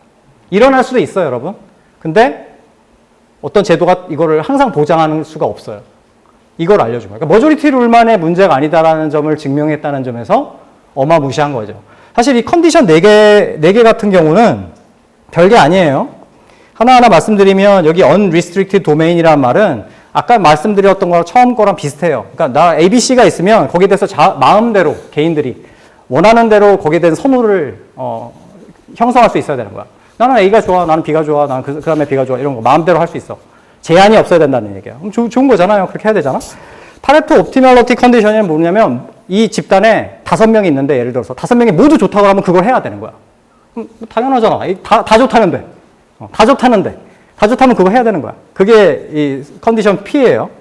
Independence of Irrelevant Alternative는 뭐냐면 ABC가 있어요. 지금 ABC를 결정하는데 나는 A가 B보다 항상 좋아. 근데 D를 가져왔어. 그래, 그럼 D를 가지고서 뭐 A랑 B, D랑 비교할 수도 있어요. 근데 A와 B의 그 좋아하는 순서는 바뀌지 말아야 된다는 거야. 컨디션 D는 뭐냐면 난 딕테이터십인데 어떤 한 사람이 그러니까 한 사람이 원한다고 해서 그 결론을 따라가면 안 된다. 특히 이제 집단적인 선호는 그러니까 2명 같은 경우 딴 걸 원하는데 A가 좋다고 해서 A 따라가면 안 된다는 얘기지. 그 독재자 그런 게 없어야 된다는 얘기. 그러니까 여러분 딱 들어보면 다 좋은 거잖아. 근데 요거 4개 충족하면서 개인적 합리성을 집단적 합리성으로 도출할 수 있는 방법이 아예 없다라는 것을 그걸 보장할 수 있는 방법이 아예 없다는 걸 보여준 게 케네스예요. 그러니까 머조리티 룰의 문제만도 아니라는 것을 보여준 거예요. 일반화한 거예요. 그러면 여러분 여기까지 정리를 하면 어때요? 사람들 한 명 한 명은 엄청난 문제가 있는데 그 문제 없다고 해도 문제가 생긴다는 얘기예요. 근데 여러분 아까 전에 내가 말했죠. 콩도르스의 패러독스라든지 이런 거에서 그럼에도 불구하고 왜 오늘날은 우리나라에서 그러니까 그럼에도 불구하고 이것들이 해결될 수 있는 가능성은 뭐냐면 여러 가지 생각할 수 있는데 선호가 좀 어느 정도 구조화되면 되겠죠. 합의가 있어서 마음대로 ABC에 대해서 마음대로 형성하는 것이 아니야. 이 사회는 뭔가 이러저러한 이유 때문에 뭐 대부분 A를 그래도 고려를 해야 돼. 뭐 이런 합의가 있다면. 혹은 특정한 제도를 우리는 따르기로 했어. 그거에 대한 합의가 있기 때문에 그런 제약들. 그래서 제도랑 절차, 그 사회의 합의 이런 것들이 굉장히 중요하다는 얘기예요. 그럴 경우에 위의 개인적 합리성을 집단적 합리성으로 연결시킬 때 문제가 안 발생할 수 있는 그런 조건은 될 수 있겠죠. 이게 뭐 다시 한번 마지막에서 강조드릴 부분이 있는데 다음으로 빨리빨리 넘어갈게요, 여러분. 너무 할 말이 많아서. 오늘날에 그래서 민주주의라는 것은 인민의 지배만으로 뭔가 부족하다는 거야. 그죠? 인민의 지배, 그러니까 사람들의 위로 부더 피플 따르자 하면은 문제가 수학적으로 있고 경험적으로 있고 그러니까 데이터로도 있고 다 있어요. 그러면 뭔가 인민의 지배만으로 부족해. 그래서 우리는 여기다가 그러니까 머주리티가 합의하더라도 절대 침범할 수 없는 특정한 어떤 근본적인 권리 같은 것들은 최소한 합의를 해놓자. 이게 바로 뭐 여러분이 알고 있는 뭐 언론 출파 결사의 자유라든지 그러니까 아무리 머주리티가 이거 없애자고 해도 그건 아니다라고 원칙을 정해놓는 거지. 이게 하나 굉장히 중요하죠. 어떤 근본적인 정치적 권리 같은 경우 근본적인 이거 중요한 것이 그러니까 머주리티에 의해서 피해를 보지 못하게 어떤 바운더리를 정한다는 거는 단지 개인들의 그런 권리뿐만 아니라 소수자에 대한 고려가 있는 거죠. 마이너리티에 대한 고려. 그러니까 이 지금 원리가 특별히 더 좌파적이거나 특별히 더 우파적인 것도 아니에요. 마이너리티의 권리를 강하게 주장한다는 점에서는 굉장히 좌파적일 수 있는 거죠.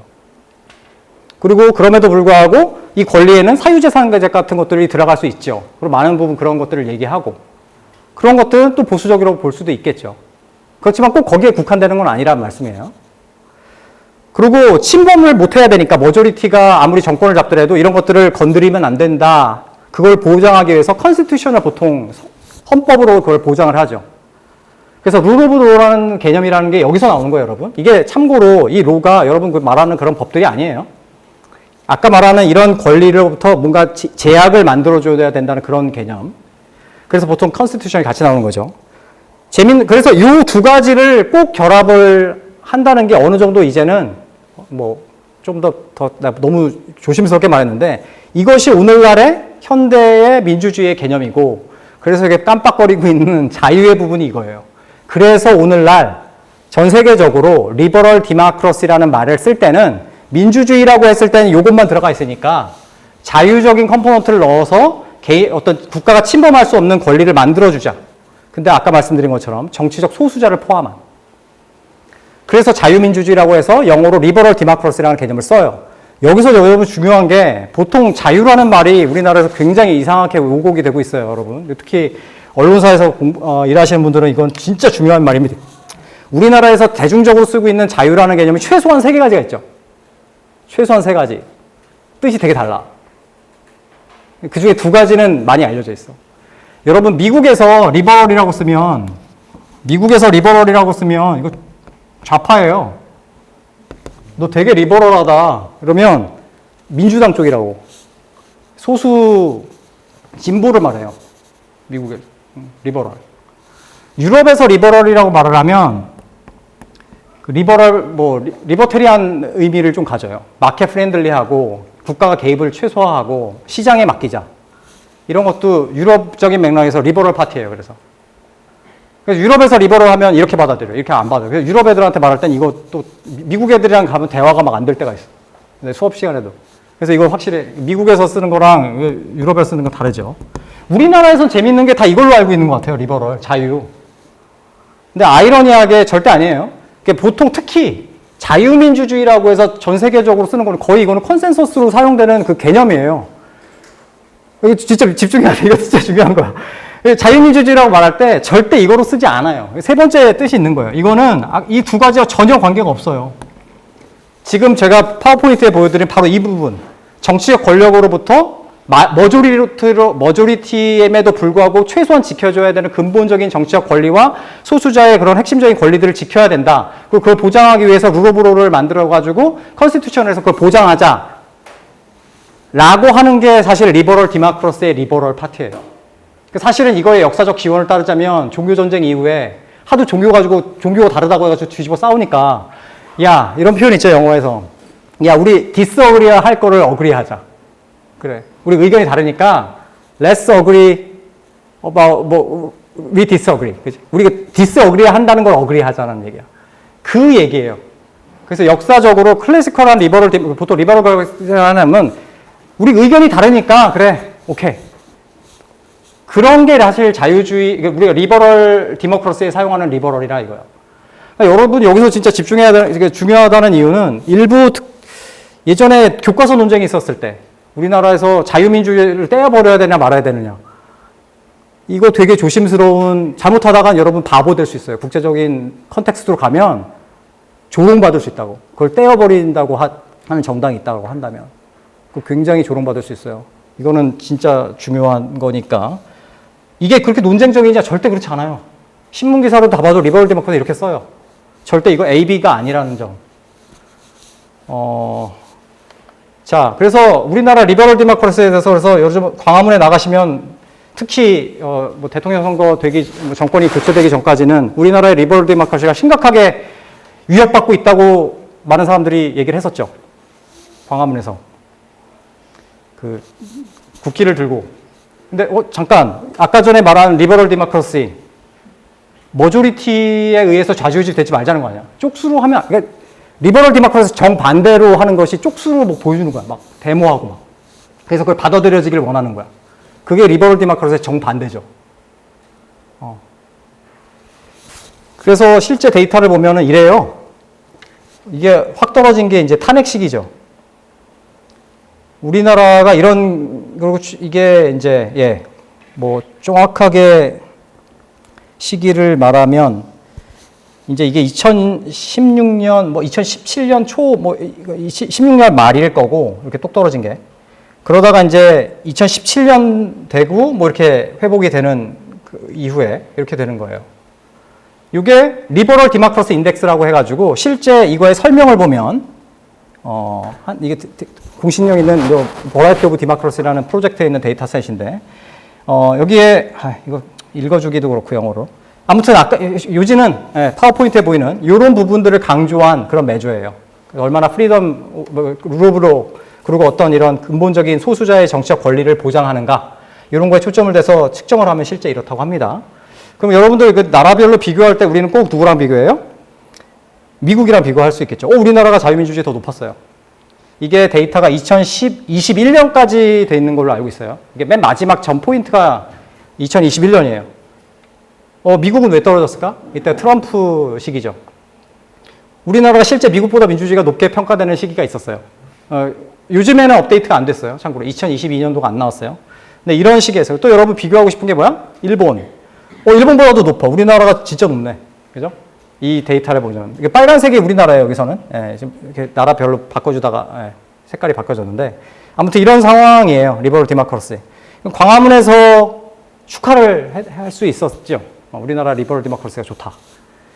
근데 아무튼 그런데 그럼 민주주의가 되게 좋은데 그럼 다들 좋다고 하는 거 아니냐? 우리나라에 좋은 건데 뭔가 우려가 있을 수 있다는 얘기를 지금부터 얘기를 드릴게요. 최근에 이제 민주주의가 얼마나 중요한가를 서베이를 해보면 이런 결과를 가져온다고 해요. 이런 결과가 나타났어요. 이거 보기 쉽게 그래프를 그리면 이래요. 민주주의가 얼마나 중요하냐 했더니 최근에 와서 이렇게 기울어지는 게 보이시죠? 이게 웨이티드 민인데 가중치를 둔 평균인데 이게 떨어져요. 그러니까 민주주의가 뭔가 되게 좋다고 하는데 그거에 대한 지지가 감소되고 있는 그런 패턴이 있죠. 실제 세계적인 테마 중에 하나가 이 리버럴 디모크라시의 위협이 아니냐라는 그런 논의가 다양한 방식으로 논의가 됐어요. 그래서 프리덤 하우스의 인덱스를 보면 예를 들어서 최근에 정확하게 기억이 안 나는데 뭐 최근 13년인가 동안 계속 이 리버럴 디모크라시의 리버럴 부분이 지속적으로 감소한 패턴을 보여줘 전 세계적으로. 그래서 오늘날 이게 화두가 됐어요 실제. 우리나라도 이런 이건 물론 서베이에 대한 여론조사에 의한 거지만 이런 패턴이 있어서 우리가 우려가 되는 부분이 있다. 오늘날의 우리나라의 민주주의의 도전들, 우리가 보통 말하는 대표적인 문제 중에 하나가 정치 갈등이죠. 실제 정치 엘리트들의 이념적 양극화, 이게 그 SBS에서 되게 좋은 분석을 한 적이 있는데, 이게 일일이 다 설명하면 너무 시간이 걸리니까, 한마디로 국회의원들의 표결을 가지고서 이 사람들의 상대적인 좌우 포지션을 측정한 건데, 이게 미국에서 이런 거를 많이 이용해요. 그래서 이거 우리나라에서 사용한 것도 굉장히 재밌는 건데 19대, 20대, 21대로 가면 딱 보면 뭐가 느껴지냐면 이념적인 양극화가 보여지죠. 실제 이렇다고 합니다. 참고로 여기 민주당이 21대 되게 뭉쳐있고 19대에서는 새누리당이 뭉쳐있는데 보통 이 패턴은 여권 정당이면 이렇게 뭉치는 경향이 있어요. 대통령의 그 법안을 통과시키기 위해서 결합을 한단 말이야. 그런데 아무튼 포지션을 보면 전반적으로 19대, 20대, 21대 보면은 전반적으로 떨어져 가죠, 옆으로. 그러니까 실제 표결에 있어서도 이런 이념적 양극화가 존재한다는 얘기야. 그러면 또 우리가 그러면서 막 서로 엄청나게 싸우는 거, 여러분 이런 거 뭐 얘기 많이 하죠. 근데 중요한 게, 그럼 유권자들은 어떠냐? 여러분들, 유권자들도 요즘들 보면 너무 싸우는 것 같잖아? 그지? 너무 양극화되어 있고, 막 온라인 보면 난리 난 것 같고, 막 이러잖아요, 여러분. 재밌는 거 보여드릴까? 이거예요. 주관적인 정치 성향, 나를 보수자고 진보라고 표현하냐, 이거를 측정하는 거 보면, 2016년부터 2022년까지 보면 여러분, 어때요? 중도적인 거 하얀색인데, 양극화가 되면 어때야 돼요? 하얀 게 없어져야 되잖아. 근데 안 없어지네? 별로 안 없어지죠? 이거 뭐야? 우리가 생각하는 거랑 좀 다른가? 그리고 이제 파란색이 보수적인 사람이고 빨간색이 진보적인 사람인데 오버타임 보면은 시간대로 보면 그다지 양극화라고 보여지나? 글쎄, 어느 정도 있을 수 있다고 말을 하겠지만 그렇게 우려할 수준이냐 과연? 근데 이제 실제 요거는 재밌는 건데 경향신문에서 가져온 건데 이 민주당과 한나라당 국민의힘이라고 할 수 있겠죠. 하면은 얘네들의 주관적 정치 성향, 요 지지자들, 정당의 지지자들이 이념적 분포를 보면 뭐가 달라졌다는 얘기가 있어요. 미국에서도 이런 패턴이 보여진다라고 얘기를 해요. 이 퍼즐을 어떻게 해석할까? 그러니까 아까 분명히 유권자들은 양극화된 것 같은 느낌이 없었는데 여기서는 뭔가 양극화되는 느낌이 있죠. 이거 한번 생각해봐요. 내가 이거 수업 시간에 잘 썼는데 이거 할 수 있을려나 모르겠네. 그러니까 여러분 1에서부터 5까지의 밸류가 있다고. 1은 좌파라고 생각하고 5가 우파라고 생각을 해봐요. 그러면 한 사회가 5가 있고 4가 있고 3이 있고 그냥 4 두 개 하고 1이 두 개 있고 이런 사회가 있다라고 해봅시다. 다시 4가 둘에 1이 이렇게 있다고 해봐요. 자, 이 사회가 옛날에는 이렇게 한 정당이었다고 생각해 봅시다. 이렇게 한 정당, 이렇게 한 정당. 오케이? 이게 정당 A, 이게 정당 B야. 그러면 여기에 평균 이념은 계산해 보면 4, 5, 1이니까 10 나누기 3이죠. 평균. 그럼 3점 얼마 되겠네요. 이거의 정당의 평균 이념은 7 나누기 3, 2점 얼마 되겠네요. 얘는 그러면 좀 더 우파고 얘가 좀 더 좌파겠네요. 3점 얼마고 2점 얼마고, 그죠? 근데 얘네들 똑같이 여기다 쓸게요. 5가 하나 있었고 4가 있었고 1이 있었고 4가 있었고 1이 있었고 2가 있었죠? 똑같아요. 유권자 변한 거 없죠? 똑같아요. 근데 이제는 정당을 이렇게 만들었어. 이 정당은 평균이 그러면 9에 13에 3이고 그러면 4점 얼마네요? 이거는 4에 나누기 3, 1점 얼마네요? 유권자 똑같죠? 그래서 유권자들의 정치 성향을 분석해보면 똑같아요, 둘은. 양극화되지 않았어요. 근데 정당을 지지하는 사람 간의 거리를 재면 얘는 아까 전에 1점 얼마 차이 나는데 이제는 4랑 1이니까 훨씬 양극화되죠. 이걸 가리켜서 영어로는 소팅이라고 얘기를 해요. 이걸 한국말로 배열, 재배열 이런 식으로 번역을 하는 것 같은데 즉 무슨 말이냐면 지금 파워포인트에 보이는 것처럼 똑같은데 유권자 전체 수준에서는 양극화가 전혀 없는데 지지자 정당에서는 양극화가 나오는 현상, 그것을 설명하는 대표적인 이론 중에 하나가 이 재배열. 그러니까 미국에서 이렇게 설명해요. 요즘에 왜 이렇게 서로 치고받고 싸우고 죽이려고 하느냐. 유권자 성향은 똑같은데 옛날에는 보수적인 사람들도 민주당에 들어가 있는 사람도 있었고 진보적인 사람들도 공화당에 들어가 있었는데 이제는 진짜 진보적이면 다 민주당이고 이렇게 소팅이 됐다. 그러다 보면 이념적으로 양극화가 되는 거야. 두 정당 간에는. 여러분 여러 가지 생각할 수 있죠. 레이스를 생각해서 흑인들도 옛날에는 적당히 공화당 특히 기독교 같은 경우에 옛날에 민주당 지지자들도 있는데 이제 다 무조건 공화당. 예를 들어서 이렇게 재배열이 이루어지면 이런 이념적인 양극화가 된다. 근데 우리나라에서도 이거를 좀 다른 분석을 한 게 있어요. 이게 달튼이라는 사람이 분석한 거를 이용해서 다른 양극화 지수를 만든 건데 정당 지지층 간에. 근데 이거 보면은 또 양극화가 없어요. 그죠? 그리고 미국에서도 이념적으로 이렇게 이론적으로는 그런데 상대적으로 주관적으로 어떻게 생각하느냐에 대해서는 또 논의가 있어요. 그러니까 결론부터 말하고 빨리빨리 넘어갈게요. 여기서 본 것처럼, 여기서도 우리나라 보면은 정당 지지자, 이거 타이포가 있네요. 정당 지지자 간에 양극화가 있느냐? 없을 수도 있다는 거예요. 요지는 뭐냐면, 이념적인 게 그렇게 중요하지 않을 수 있다. 그래서 오늘날의 결론은, 근데 그럼에도 불구하고 많이 싸우잖아. 실제 몇 가지 재밌는 게 아니 심각한 문제들을 말하면 2019년 한국보건사회연구원이 발행한 사회통합 실태 및 진단 대응 방안 이런 거 따르자면 우리나라 전반의 갈등 수준이 심각하다고 평가하는 의견이 성인 중 80%에 달하는데 갈등 유형 중에서 가장 심각하다고 인식하는 것이 진보와 보수 간의 이념 갈등이라고 생각하는 사람 87%. 2021년도에 국회의장 직속 자문기구가 전문가 조사를 했더니 그중에 89%가 정치적인 갈등과 분열이 제일 심각하다고 생각한다. 그 밖에 BBC가 여론조사한 거 세계적으로 비교를 해보면, 이거 왜 갑자기 읽어주려고 하는데, 잠시만요. 이게, 거기 따르자면, 27개국을 조사를 했는데, 정치적 견해를 달리하는 사람들의 갈등이 제일 심각한 것 같다라고 말하는 게 우리나라가 61%, 근데 주요 선진국 미국 같은 게 53%, 캐나다 29%, 영국 40%, 독일 33%, 프랑스 23%, 우리나라가 제일 높았어요. 더 이제 쇼킹한 거는 이거 있죠. 퓨 리서치 센터에서 조사를 한 건데 다른 정당을 지지하는 사람들 간의 갈등이 매우 심각하다라고 응답한 비율. 우리나라가 조사한 것 중에 제일 높았어요. 미국 의회라는 유권자들의 패턴이랑 되게 비슷하게 가는 경향이 있어요. 90%. 여기서도 보면 리포트에서 보면 되게 놀랍게 써요. 한국 사례를. 그러니까 우리나라가 진짜 심각하긴 하다 이거지. 제 연구는 자세하게 설명 안 할게요. 시간 관계상. 엄청난 연구인데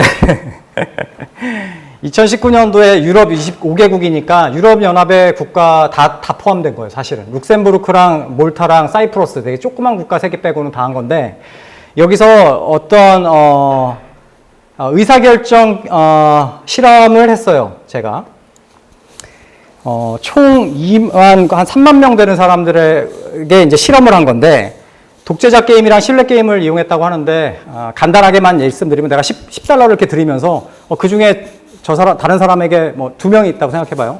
그러니까 저랑 이분이랑 하면은 우리 이렇게 $10 드리면서 저한테 얼마 주실게요 하면 이렇게 나누시겠죠. 사실 저분은 아무것도 안 줘도 저한테 아무것도 안 줘도 퍼니쉬를 받고 그렇지는 않아요. 근데 저분은 그냥 다 갖는 게 이익이죠. 합리적인 사람이라면. 그죠? 내가 $10 주면서 어떻게 하는 게 가장 맥시마이즈 할 수 있어요? 자기 들리도 그냥 가는 거. 굳이 안 나눠줘도 되잖아. 이제 그거 얼마나 나눠주는가를 근데 한번 확인한 거예요. 그리고 또 하나는 실내 게임이라고 해가지고 드리면서 저한테 예를 들어서 $1라도 주면 그거를 중간 사람이 3배로 만들어서 나한테 주는 거야. 그럼 저는 그거의 일부를 다시 드릴 수도 있어요. 근데 그렇게 하면은 서로 파이가 더 커질 수가 있지만, 저분이 저에 대해서 갖는 신뢰에 따라서 달라지겠죠. 신뢰가 아예 없으면 굳이 안 주겠죠. 다시 돌려받을 가능성이 없으니까. 이런 식의 의사결정 게임을 한 거예요. 이런 측정은 굉장히 중요하죠. 왜냐면 우리가 당신 당파적이야? 어떤 거 지지해? 어떤 당 지지해라고 물으면 거짓말을 할 수도 있고 이러죠. 그래서 이런 문제를 극복하기 위해서 여러분에게 $10, 그러니까 여기선 토큰인데 토큰을 여기 보면은 10개의 토큰을 주면서 당신이 플레이어 2한테 그 토큰을 일부를 줄 건데 얼마나 줄 것이냐를 물어본 거예요. 근데 그 플레이어 2를 묘사를 다르게 한 거예요. 보면 내셔널리티, 국적, 연령, 당 소속, 성, 종교, 사회계급 이런 걸로 인해서 어떨 때는 이 사람을 영국 사람으로 해주고, 그러니까 어떨 때는 나이가 18세, 어떨 때는 20세, 어떨 때는 60세, 어떨 때는 이 사람의 정당 소속이 노동당이라고 묘사해주고, 어떤 사람은 컨저버티브 파티, 랜덤으로 보여주는 거야. 어떤 가상의 플레이어 2를 보여주면서 너 이 사람한테 얼마 줄래? 하고 물어본 거야, 한마디로. 여성, 남성도 바꾸고, 종교도 바꾸고, 이 사람 무슬림이다? 얼마 줄래? 이렇게 물어본 거예요. 이 사람은, 당신은, 중산계, 그것도 물어봤는데, 이 사람은 되게 소득이 많아. 그럼 얼마 줄래? 이렇게 물어본 거예요. 자, 그러면 여기 디멘션이, 이렇게 차원들이 있잖아요? 국적도 있고, 연령도 있고, 정당 소속도 있고, 젠더도 있고, 그죠? 종교도 있고. 어떤 게 임팩트가 되게 셀까요, 여러분? 어떤 거에 영향을 많이 받을 것 같아요, 여러분?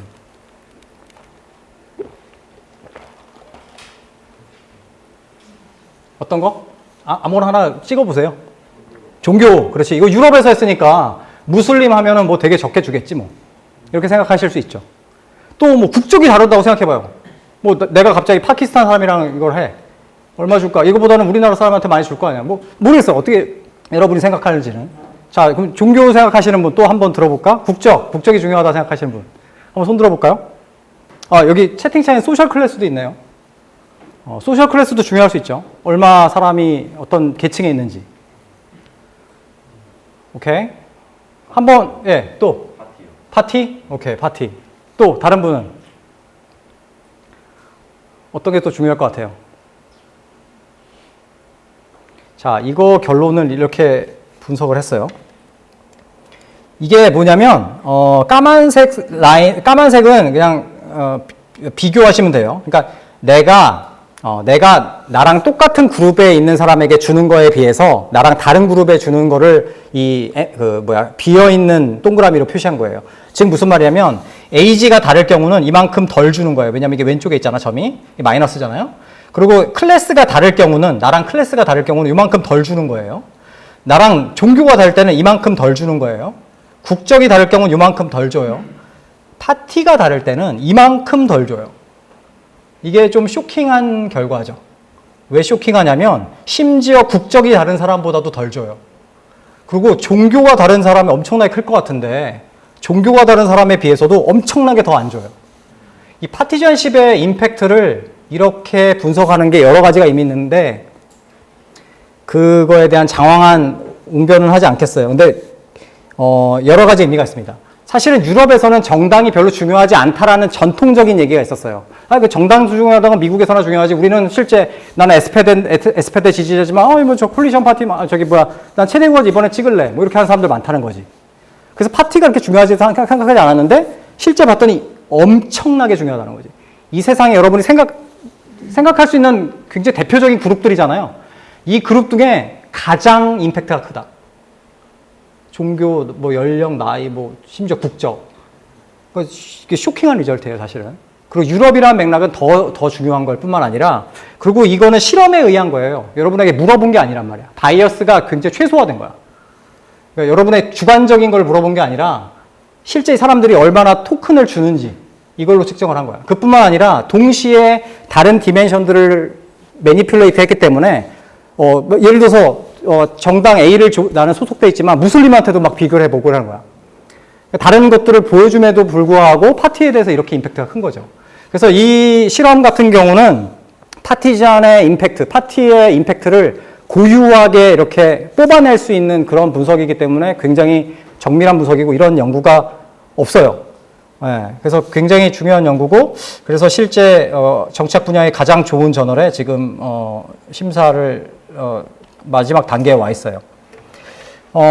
나라별로 비교를 해보면 더 재밌어요. 제가 껐나요? 나라별로 비교를 해보면 여러분 이걸 보면 뭐가 있냐면 나라별로 달라지지만 파티션십이 맨 밑에 위치해 있거든요. 다 모든 나라에서 엄청나게 세죠. 그러니까 이렇게 컨시스턴트한 결과를, 이렇게 일관적인 결과를 찾기가 거의 불가능하거든요. 근데 이거는 어마무시한 거예요. 파티가 다르냐 같냐의 임팩트가 거의 모든 민주주의 국가, 유럽에서의 25개 국가라는 건 어마어마한, 여러분이 아는 나라 다 포함하고 있어요, 사실. 유럽에 여러분 아는 나라 거의 다 포함한 나라거든요. 모든 나라에서. 이렇게 정치학에서 모든 나라에서라는 말이 거의 불가능한데 모든 나라에서 그래요. 그래서 이거는 대단한 건데, 그래서 이런 거 그럼 왜 그럴까? 왜 이렇게 정서적 양극, 이런 거를 참고로 정서적 양극화라고 해요. 정서적 양극화라고 부르는 이유는 이념에 의해 근거도 아니야. 근데 뭔가 나랑 정당이 다르다는 거에 의해서 심적으로 기본적으로 믿지도 않고 좋아하지도 않고 나아가서 혐오할 수 있는 거지. 그래서 이걸 정서적 양극화라고 표현하는데, 당파적 유권자 간의 정서적 양극화가 보통 설명되는 방식은 아까 말한 이런 소팅, 재배열이라는 부분이 굉장히 중요한 주류적인 설명으로 얘기를 돼요. 그래서 미국 같은 경우는 오늘날 그 인종에 따른 재배열, 혹은 이념적 재배열 이런 것들이 두 나라 간의 두 정당 간의 정서적 양극화를 추동하고 있다. 우리나라도 뭐 비슷한 설명들로 보통 얘기를 합니다. 근데 이게 이제 메커니즘이라고 할 수 있는데 우리가 이렇게 소팅이 어떤 원인들이 있을까? 보통 많이 말하는 것 중에 하나가 뭐 새로운 언론 환경도 얘기를 많이 하죠. 온라인 뉴스라든지 이런 거를 들으면 나랑 나랑 관점이 비슷한 사람의 정보를 듣고 뭐 그 사람들과 같이 친하게 지내다 보면 그렇게 된다는 거죠. 그러니까 옛날에는 이렇게 섞여 있었을 경우는 그러지 않았는데 이렇게 될 경우는 그렇게 되는 거지. 이게 지금은 이념으로 표시했지만 이거를 그룹이라고 생각해봐요. 옛날에는 남자 여자가 다 속해 있는데 이제는 다 여긴 남자, 여긴 다 여자. 여기는 다 이제 기독교, 여기는 다 이제 무슬림. 이렇게 되면 이제 심각해지는 거죠. 네트워크, 소셜미디어를 생각해도 그렇겠죠. 옛날에는 내 주위에 있는 사람의 친구들을 뭐, 별생각하는데, 이제는 소셜미디어의 특징이 뭐예요? 자기가 관점이 비슷한 사람들 팔로우 하잖아. 뭐 이런 거. 그리고 이제 페이스북의 뉴스피드 같은 경우는 내가 클릭한 거, 유튜브도 마찬가지예요. 여러분 클릭한 거에 관련된 걸 보여주죠. 예, 뭐 그러죠. 그래서 이 소팅이 왜 정서적 양극화를 추동하는지를 이해한다면 그와 비슷한 현상들도 이해를 할 수 있죠. 그 중에 하나 좀 덜 강조되는 게 난 사회경제적 변화에 따른 변화라고 특히 우리나라 맥락에서 이게 되게 중요하다고 생각을 해요. 우리나라 결혼, 출산 뭐 이런 것들이 전 세계에서 가장 적은 나라, 낮은 나라가 됐잖아요. 이것들이 주는 영향이 꽤 클 수 있다라고 생각을 해요. 한 유명한 그 젠더 스터디를 하는 사람이 있는데 미시간 대학교에 낸시 번즈라고 있는데 이 사람이 하나 가지고 있던 퍼즐 중에 하나가 왜 젠더에 따른 정치적 관점은 이렇게 차이가 별로 안 나타나지? 오히려 그게 퍼즐이었어요. 뭔가 젠더가 효과를 발휘를 안 한다는 거야. 젠더의 팩터를 그 임팩트를 찾아보고 싶은데 안 찾아져. 나중에 결론이 뭐라고 했냐면 이 사람이 이 여자가 이 여자는 사실은 사랑하는 남편이 있고 사랑하는 아들이 있고 사랑하는 아빠도 있었고 사랑하는 할아버지도 있었고 이렇기 때문에 굳이 여성으로서의 그걸 안 한다는 얘기예요. 그리고 남자도 사랑하는 아내가 있는데 여자를 일반적으로 싫어할 수가 있나? 자기 딸인데 자기가 딸이 있는데 여자를 난 무조건 할 수가 없잖아. 이게 바로 기본적인 이 소팅의 아이디어와 반대가 되는 거죠. 소팅이 안 돼 있는 거죠. 근데 반대로 이 남자는 형제도 남자, 아빠만 있고 엄마는 유전적으로 어떻게 됐고 이렇다면은 굉장히 큰 문제가 생길 수 있다는 얘기죠. 이런 메커니즘을 그러면 계속해서 생각해 볼 때 재밌는 실험을 한번 서베이를 해봤는데 이거 실제 2020년도 5월 17일에 제 수업 들었던 학생들에게 했어요. 65명이니까 얼마 샘플 사이즈가 크지 않아요. 재밌는 거 하나 보여드릴게요. 이제 학생들에게 이거 평가를 해보았어요. 민주당 지지자, 국민의힘 지지자 이런 사람들에 대해서 너 얼마나 좋아하냐? 1은 되게 좋아하는 거, 어떻게 썼지?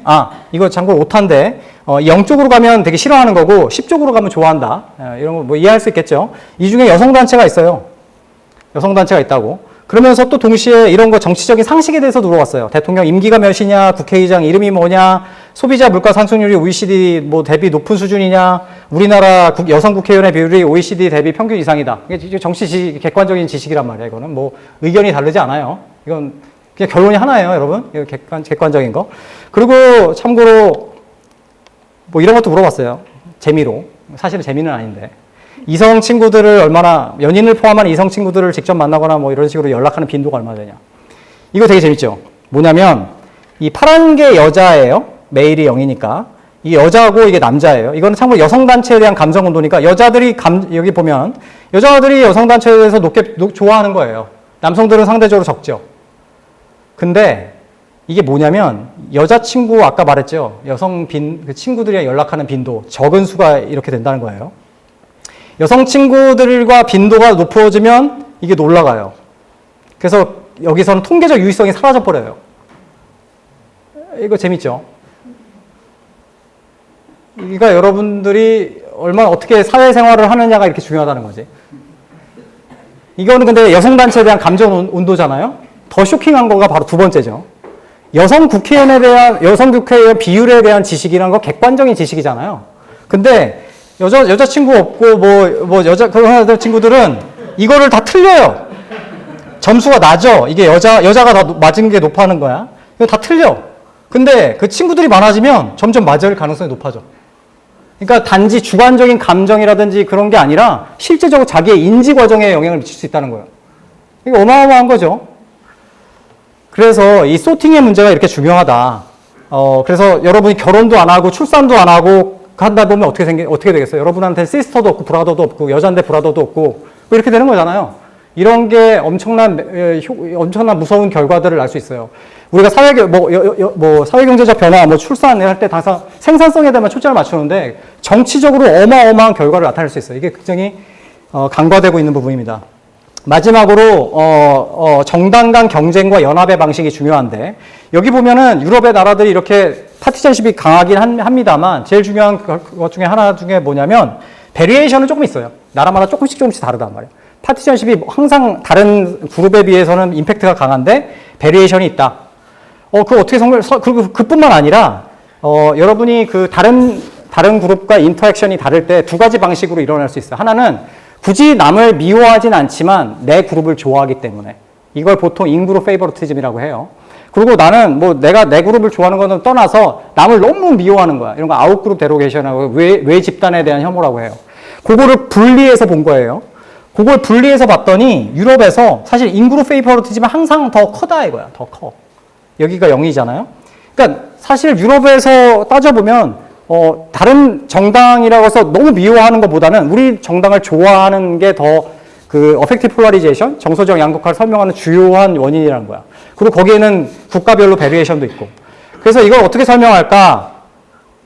아까 전에 그 소팅의 아이디어를 정치적으로 생각을 해보면 어떤 정당이 다른 정당과 상호작용을 되게 잘하는 경우가 있을 수도 있고 어떨 땐 날마다 싸울 수도 있겠죠. 대표적인 것 중에 하나가 유럽에서는 연합정부를 꽤 많이 만들죠. 연합정부, 연정. 여기서 할 말이 또 되게 많고 조심스러운데, 그래서 그거의 역할을 본 거예요.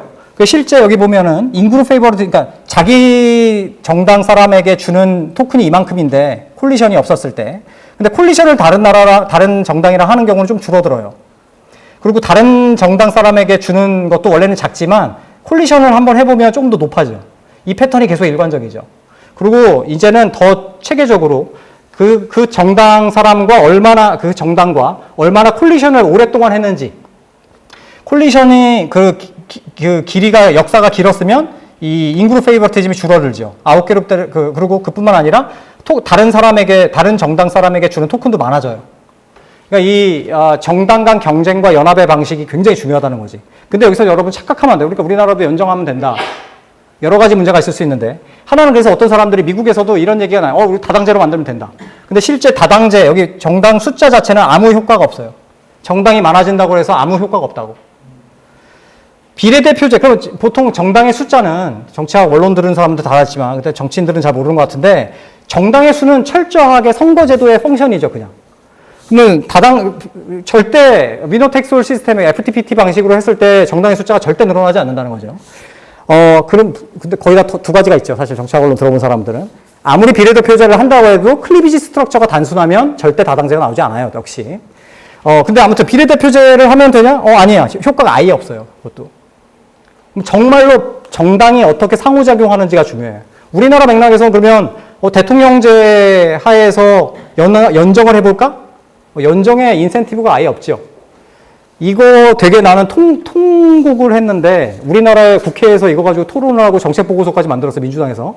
그러면서 대단히 답답했던 게 이래서 아무튼 한국어로 검색을 했겠죠. 근데 여러분 그 비례대표제, 대통령제 효과 이런 것들은 정치학자다가 훌륭한 연구가 있으면 우리나라 연구에다가 발표를 절대 안 하죠. 일반적인 현상이기 때문에. 무조건 국제학술지에 돼요. 그러면 보좌관들이 한국어로 검색하니까 좋은 연구들은 하나도 안 나오고 되게 협소한 거야. 결론, 그래서 저 정책 보고서까지 봤더니 연정이 잘 된다는 거야. 근데 여러분, 대통령제 잘 되고 있으면서 연정되는 나라 한 나라라도 생각해봐요. 어느 나라? 일단 대통령제자 중에서 제대로 날아가는 국가가 없어요. 여러분, 진짜 이건 테이블을 찾아보고 내가 항상 비교정책 가르칠 때 보여주거든. 대통령제, 뭐 좋아하면 80%가 대통령제예요, 우리나라. 그래서 국가들을 딱 보여주면서 대통령제 잘 돌아가는 거 골라봐. 어느 나라가 제일 좋아? 미국 제외하면 우리나라가 제일 좋대, 갑자기. 정치 되게 싫어하는데 우리나라 갑자기 제일 좋아지는 순간이야. 미국 애들한테도 대통령제 80% 지지하거든요. 그러면 어느 나라가 제일 잘 돌아가면 한국 골라요. 근데 우리나라는 한국이 싫다고 또 하잖아. 근데 아무튼 연정되는 나라들이 어쩔 수 없이 그 남미 국가에서 해요. 그리고 그 협소한 베리에이션 가지고 만든 거 국내 연구소에 난 거 가지고 여러분이 그래서 아무튼 기본적으로는 대통령제하에서는 정당 간의 연합을 할 가능성이 기본적으로 없는 거죠. 아니 대통령이 지금 윤석열 대통령이면 민주당이 절대 좋게 만들고 싶지 않죠. 인센티브 기본적으로 없는 거예요. 근데 뭐 자꾸 아무튼 그래서 이런 어떤 제도 간의 그 적합성 같은 것들을 굉장히 고려를 해야 된다. 그런 게 있습니다. 그리고 사실 뭐 경제적 불평등 이런 것도 다 효과가 별로 없다는 걸로 나타나는 점. 그래서 이런 것들이 중요하다는 얘기입니다. 왜 근데 정치적 양극화와 이런 것이 중요하느냐? 이 굉장히 중요한 연구가 있는데 짧게만 말하게 돼요. 일단 기본적으로 당파적 유권자들 간의 합의가 안 되면 이 사람들이 때때로는 민주적인 원리를 희생해서라도 자기 정파적 이익에 봉사하는 거에 지지를 한다는 연구 결과가 굉장히 무섭게 나타났어요. 한 연구 결과 굉장히 최근 연구인데 민주적 원리를 위배하더라도 자기 지지 정당 후보에 대한 지지를 단지 3.5%에서 10% 정도가 철회한다는 거야. 그러니까 민주적인 원리를 다 아까 전에 말하는 그 근본적인 개인의 권리라 시빌 리버티, 뭐 언론 출판 결사의 자유를 훼손한 후보가 있어. 근데 니네 당이야 얼마나 너 지지할 거야? 이런 걸 재보니까 실제적으로 적게는 3.5%. 많이 많이 철회를 해봤자 10% 정도밖에 안 된다는 거야. 그리고 보통 이런 문제가 되면 이런 기본적으로 서로 합의해야 되는 기본적인 공통적인 커먼 그라운드 규범에 대해서도 믿지 않게 되거나 합의를 하지 않게 된다는 거죠. 그래서 사실은 아리스토텔레스부터 몽테스큐의 토크빌 다 옛날에 제가 이런 거 보면 뭐 좋은 얘기도 써놨겠지 했는데 진짜 이 사람들 하나하나 이런 얘기 했어요. 굉장히 강조했던 것 중에 하나가 중용, 마더레이션 이런 게 뻔하게 보이지만 이 얘기들이 얘기했죠. 나 이거를 읽어주고 싶은데 까먹었네요. 뭐 이런 식이에요. 몽테스큐가 나중에 법의 정신에서 내 책에 뭐 이렇게 저렇게 결론이 있지만 제일 중요한 것 중에 하나는 우리가 이거 익스트림하게 가지 말아야 된다는 거다. 뭐 이런 얘기가 있어요, 실제. 여러분이 뭐 말하는 토크빌이라든지 다 립세, 포트남 이런 것들 다 이런 것들 강조했죠. 관련되는 개념 중에 하나가 최근에 뭐 이런 책도 있었죠. 어떻게 민주주의가 죽는가. 그래서 핵심적인 변수로서 상호 관여과 제도적 자제가 상실됐을 경우 바로 이런 것들이 민주주의가 죽게 된다라는 얘기를 하죠. 여러분 그 익숙하게 행정고시 공부하는 정치학 공부하는 사람들이 날마다 하는 게 이제 퍼트남의 사회적 자본인데 재밌는 게도 사실 97년도 책에서는 사회적 자본의 그 형태를 구분하지 않았어요. 사회적 자본 다 좋은 거라고 했지. 근데 사실은 사회적 자본 중에 마피아 생각할 수도 있죠. 마피아는 되게 얘네들 똘똘 뭉쳐있고 네트워크도 있고 규범도 있고 신뢰를 하지만 이게 결코 사회적으로 좋지 않다는 거지. 그래서 사실 이 사람이 그 볼링 언론이라는 책을 2001년인가 업데이트 할 때는 구분을 해요. 하나는 인클루시브하고 브리징한 방식이 있고 익스클루시브하고 반딩한 방식이 있다고. 하나는 똘똘 뭉치는 거지. 여러분이 생각하고 있는 그런 정당에 의한 뭐 이런 배열 이런 거 보면 똘똘 뭉쳐 있는 거지. 이런 것들은 포괄적이고 과거용이라는 형식이 아니죠. 그림으로 좀 표현할 수 있는데 이런 아이디어들은 또 오래된 정치학 연구 중에 교차균열이라는 방식으로도 얘기를 했어요. 예를 들어서 이런 경우는 굉장히 교차적이죠. 뭐 이 레이스 저 레이스, 이 젠더 저 젠더, 이 지역 저 지역 다 들어가 있는 하나의 정당을 꾸릴 수 있는데 이런 거는 되게 일률적으로 된단 말이에요. 이런 것들을 가리켜서 그 교차균열이라는 개념도 있는데 되게 중요한 정치학의 개념들이 강조하고 있는 것이 이런 것들이 없을 경우에는 굉장히 갈등적이 된다라는 얘기를 해요. 그래서 이런 우리나라의 사회를 이런 맥락에서 생각해 보자면 과거에 뭐 한국 전쟁 이후에 이 파란색을 보수라고 생각하고 빨간색을 진보라고 생각하면 우리나라 원래는 이렇게 생각했죠. 어느 정도 많은 부분 보수적인 그런 사회 구조가 있었고 이들이 헤게모니를 구성하는 그런 사회. 그러다가 어느 순간 이제 민주화가 되고 이 빨간색이 좀 발달이 됐죠. 근데 우리가 지금 필요로 하는 것은 사실 요거를 연결시켜 줄 수 있는 이런 것이다라는 거예요. 이게 없으면 민주주의 자체가 굉장히 형해화되고 유지 자체가 안 될 수가 있다는 거죠. 그래서 다시 말씀드리지만 앞에 배웠던 것도 기억나죠. 어떤 합리적 선택 이론에 따른 것도 이런 기본적인 핵심적인 원리와 규범에 대한 합의가 없다면 자유민주주의의 개념이 그런 것처럼 굉장히 문제가 생길 수 있다. 그리고 정치적이고 사회적인 합의가 필요로 한다라는 겁니다. 그래서 여러분이 민주주의가 작동하기 위해서는 이런 민주적인 기본적인 질서에 대한 그런 규범에 대한 제도와 절차에 대한 이런 합의를 가지고 있고 존중이 있어야 되는 이거 없이 사실 작동하기가 어렵다는 말씀입니다. 그래서 사실은 이렇게 마무리를 짚고, 사실 굉장히 강연이 Q&A가 이제까지 없었는데 간단하게 Q&A 하죠. 시간 관계상. 여기서 마칠게요. 여러분 감사합니다. 사실은 이렇게 말씀드리면서 부분에서 그런 거를 은근슬쩍 다 강조를 했던 부분이 있는데 어떻게 받아들이셨는지 모르겠어요. 사실 그래 편안하게 말씀드리죠. 그리고 사실은 제가 처음에 약속드린 것처럼 굉장히 다양한 인플리케이션이 있어서 어느 거 하나를 제가 초점을 두는 게 원래 정상이죠. 하지만 뭐 예를 들어서 처음에 말씀드렸던 것이 뭐 대통령 선거 결과에 대한 얘기, 뭐 콩도르스의 역사 같은 것도 한번 생각해 보시고, 또 자유민주주의에 대한 논쟁, 오늘날 교과서 논쟁도 되게 구체적이었고, 최근도 자유를 붙일 것인가 뗄 것인가, 그리고 윤석열 대통령이 강조하는 게 자유라는 건데, 그 자유의 개념이라는 게 자유민주주의의 개념이랑 또 다른 게 자유의 개념이거든요. 근데 우리가 또 자유민주주의 맥락에서 자유를 강조하고 있단 말이에요. 근데 이 자유민주주의라는 개념은 거의 사실 유럽 같은 경우도 좌파든 우파든 동의하고 있는 바거든요. 근데 그것을 우리나라에선 뗄까 말까를 걱정한다는 것 자체가 정확하게 우리가 무슨 개념의 자유를 논하고 있는가부터 정확하게 판단을 하셔야 될 것 같고, 그런 얘기도 있었고, 또 기본적으로 요즘에 화두가 되고 있는 어떤 정치적 양극화, 갈등, 이런 거에 대한 솔루션, 거기에 대해서도 단지 뭐 제도적인 솔루션 자꾸 얘기하는데 정당 뭐 자꾸 선거제도 개편하려고 하고, 그죠? 뭐 다당제가 되면 해결될 것 같이 얘기하고.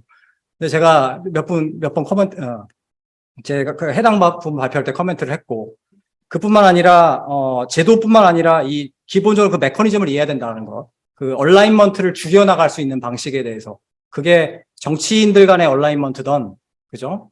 배열 말씀드린 거예요. 혹은 그 지지층 간의 배열이건, 그 부분을 해소할 수 있는 부분이 되게 필요하다는 거.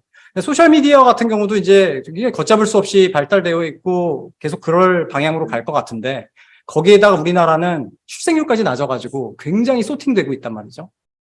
여학생들은 오빠가 없고, 오빠들은, 남자들은, 시스터가 없고, 그리고 아예 애조차도 안 나니까 그 엄마 아빠는 애조차도 딸이 있는 아빠가 없고, 아들이 있는 엄마가 없어지는 상황. 사회 경제적인 뭐 출산율에서 경제 성장률 떨어진다는 얘기만 하고 있는데, 정치적으로도 굉장히 파격적인, 추격적인 효과가 있을 수 있다는 거. 그런 의미에서 아까 전에 보여드렸던 이 분석 있잖아요. 제 실험에서 여기 부분. 어떤 나라도 젠더에 의해서 클리비지가 생기지 않아요. 어떤 나라도. 재밌는 거 더 말씀드리자면, 젠더는 우리가 이런 실험을 하잖아요. 그러면 다른 그룹들은 인종, 뭐 세대, 소셜 클래스, 릴리전은 모든 게 다 다르면 덜 줘요. 그치? 아무래도. 근데 재밌는 거 젠더 중에 하나는 다르면 더 줘요. 다른 나라에서는 대부분. 여성이면 남성이 더 줘. 그 패턴이 되게 꽤 나와요. 우리나라는 지금 특히 젊은 세대에서는 그게 안 일어나고 있다는 거예요. 그러니까 굉장히 기이한 현상이 일어나고 있다는 얘기예요. 그런 것도 되게 중요한 의미가 될 수 있죠. 그래서 여러분 진심으로 그리고 자유민주주의라는 얘기는 오늘날 키워드가 되고 있는 파퓰리즘에도 굉장히 중요한 얘기가 되고, 심지어 러시아 우크라이나 전쟁도 일부 미국 정치학자들 같은 경우는 이거는 리버럴 디모크라시에 대한 도전으로 받아들이고 있거든요.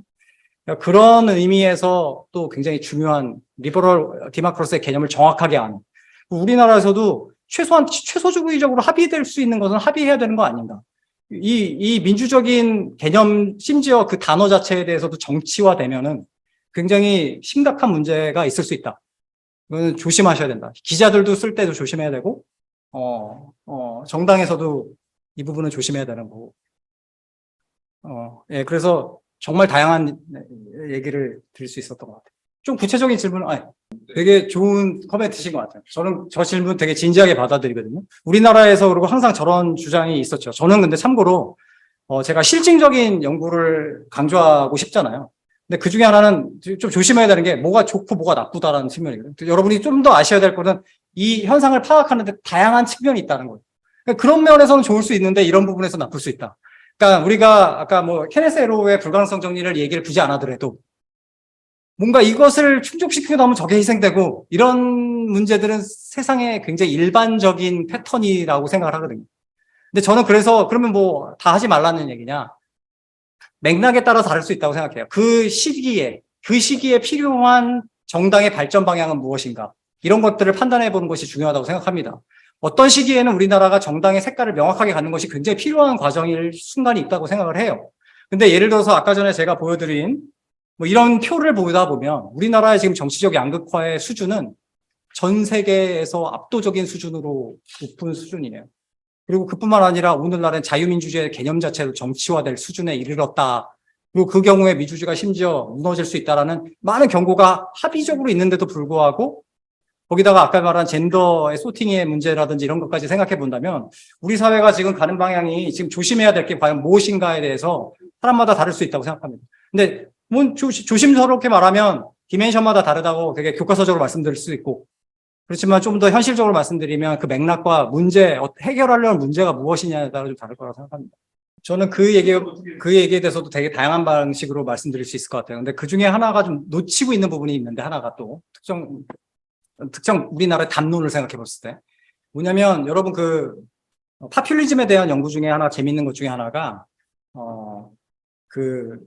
유럽에 대한 파퓰리즘이 요즘 워낙 드세기 때문에 근데 재밌는 그 컨텍스트 중 하나가 우리나라에서 과거부터 선거제도 개혁이라든지 뭔가 뭐 이러니까 제도를 바꿔보자 이러면 항상 나왔던 게 비례대표성을 높이는 선거제도 개편이었어요. 그게 마치 진보정당의 일종의 하나의 방향성이라고 모두가 합의되고 있는. 그래서 소수의 목소리가 대변되고. 근데 여러분 요즘에 그것도 제가 말씀드린 것처럼 시기와 문제 상황이 뭐냐에 따라 굉장히 다를 수 있다는 거죠. 사실 유럽에서의 프로포셔널 레프레젠테이션이 강하게 지배하는 선거제도 같은 경우 어떤 효과를 오늘날 사람들이 얘기하냐면 극우 정치, 극좌 정치 정당들이 마구 의회에 진입하는 결과를 낳았다고 해요. 그리고 사실은 그런 선거제도 하에서는 어떤 정당도 넓은 지지층을 위해 호소할 유인이 사라졌지. 나는 핵심적인 팬덤 지지만 받으면 시트를 얻을 수 있는 거예요. 그러니까 굳이 많은 한 표 필요 없는 거죠. 5%만 받아도 그러니까 비례대표성이 강화되면 그런 사람은 굳이 넓게 호소할 인센티브가 없어요. 그러니까 여러분들도 되게 정교하게 생각을 해야 돼요. 오늘날 이렇게 하나의 마치 선거제도에서 비례대표를 찬성하면 진보적인 거, 이런 식으로 교조화되어 있는 우리나라의 지금 정당의 입장들이 굉장히 많거든요. 자유민주주의 논란도 그렇고. 저는 그게 제일 심각한 문제라고 생각을 해요.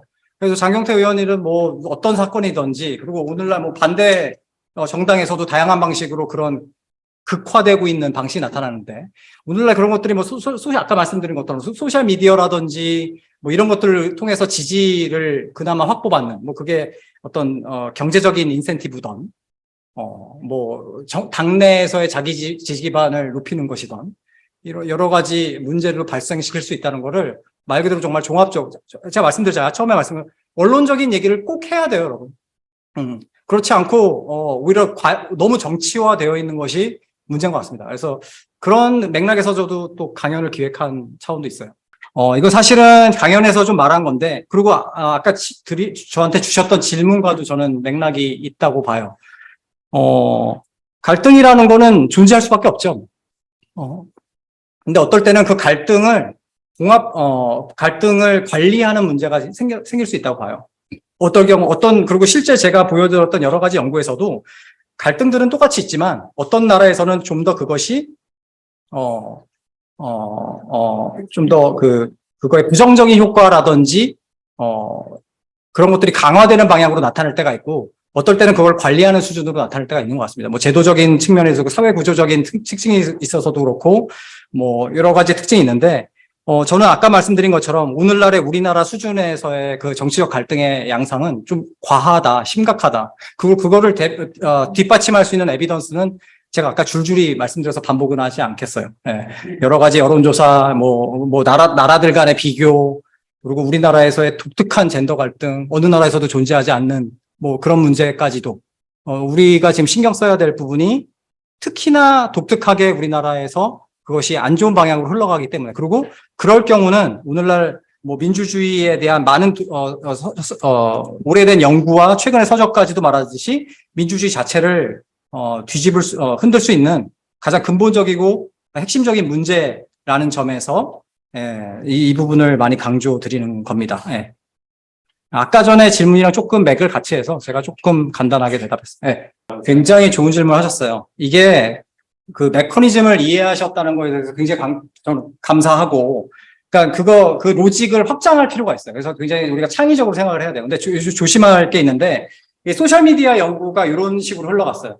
그러니까 소셜미디어가 이렇게 달라지니까 이견이 다른 사람들을 그럼 붙여놓으면 좀 더 나을까? 인포메이션 다른 거를 주면 좋을까? 그래서 조심해야 될 게, 인포메이션이 다른 거를 받아들이는 것과 이 사람의 사회적인 사회화라든지 자기가 소속 집단이 다른 거에 속속한 걸 굉장히 다르다는 거예요. 심지어 인포메이션을 다른 걸 주면 소셜미디어에서 어떤 효과가 나면 백래시 효과가 일어나요. 그러니까 나랑 다른 걸 받아들이면 오히려 더 욱한다고. 정당에서도 그냥 만난다고 해결되는 게 아니에요. 그래서 강조되는 게 아까 전에 이런 개념들을 썼던 게 그냥 제가 뻔한 뭐 여러 가지 이견을 들어보자 이런 것이 아니라 제가 여기서 썼던 개념이 이 사회적 자본이라는 개념도 쓰고 균열이라는 말씀도 썼잖아요. 이것을 강조하는 건 단지 인포메이션을 다른 걸 주고받자는 얘기가 아니에요. 실제 그런 비슷한 맥락에서 연구들을 보면 아까 말한 것처럼 이견을 듣게 하거나 마치 무슨 비유를 드냐면 되게 재밌는 비유가 있는데 야구장에 가시면 다른 편을 만나게 돼요. 근데 거기서 더 어떻게 돼요, 여러분? 욱하죠, 더. 그러니까 다른 것을 마주한다고 중요한 것이 아니라 나의 소속 자체가 나의 어떤 네트워크 자체가 아니면 소속 그룹 자체의 다양성 이런 것들이 사실 핵심이거든요. 그러니까 그런 것들이 되게 그렇기 때문에 정당끼리 그냥 상호작용만 상호 만나는 컨택의 숫자를 넓힌다라기보다는 구조적으로 이 사람들의 소속을 달리해 줄 수 있는 것이 필요한 거죠.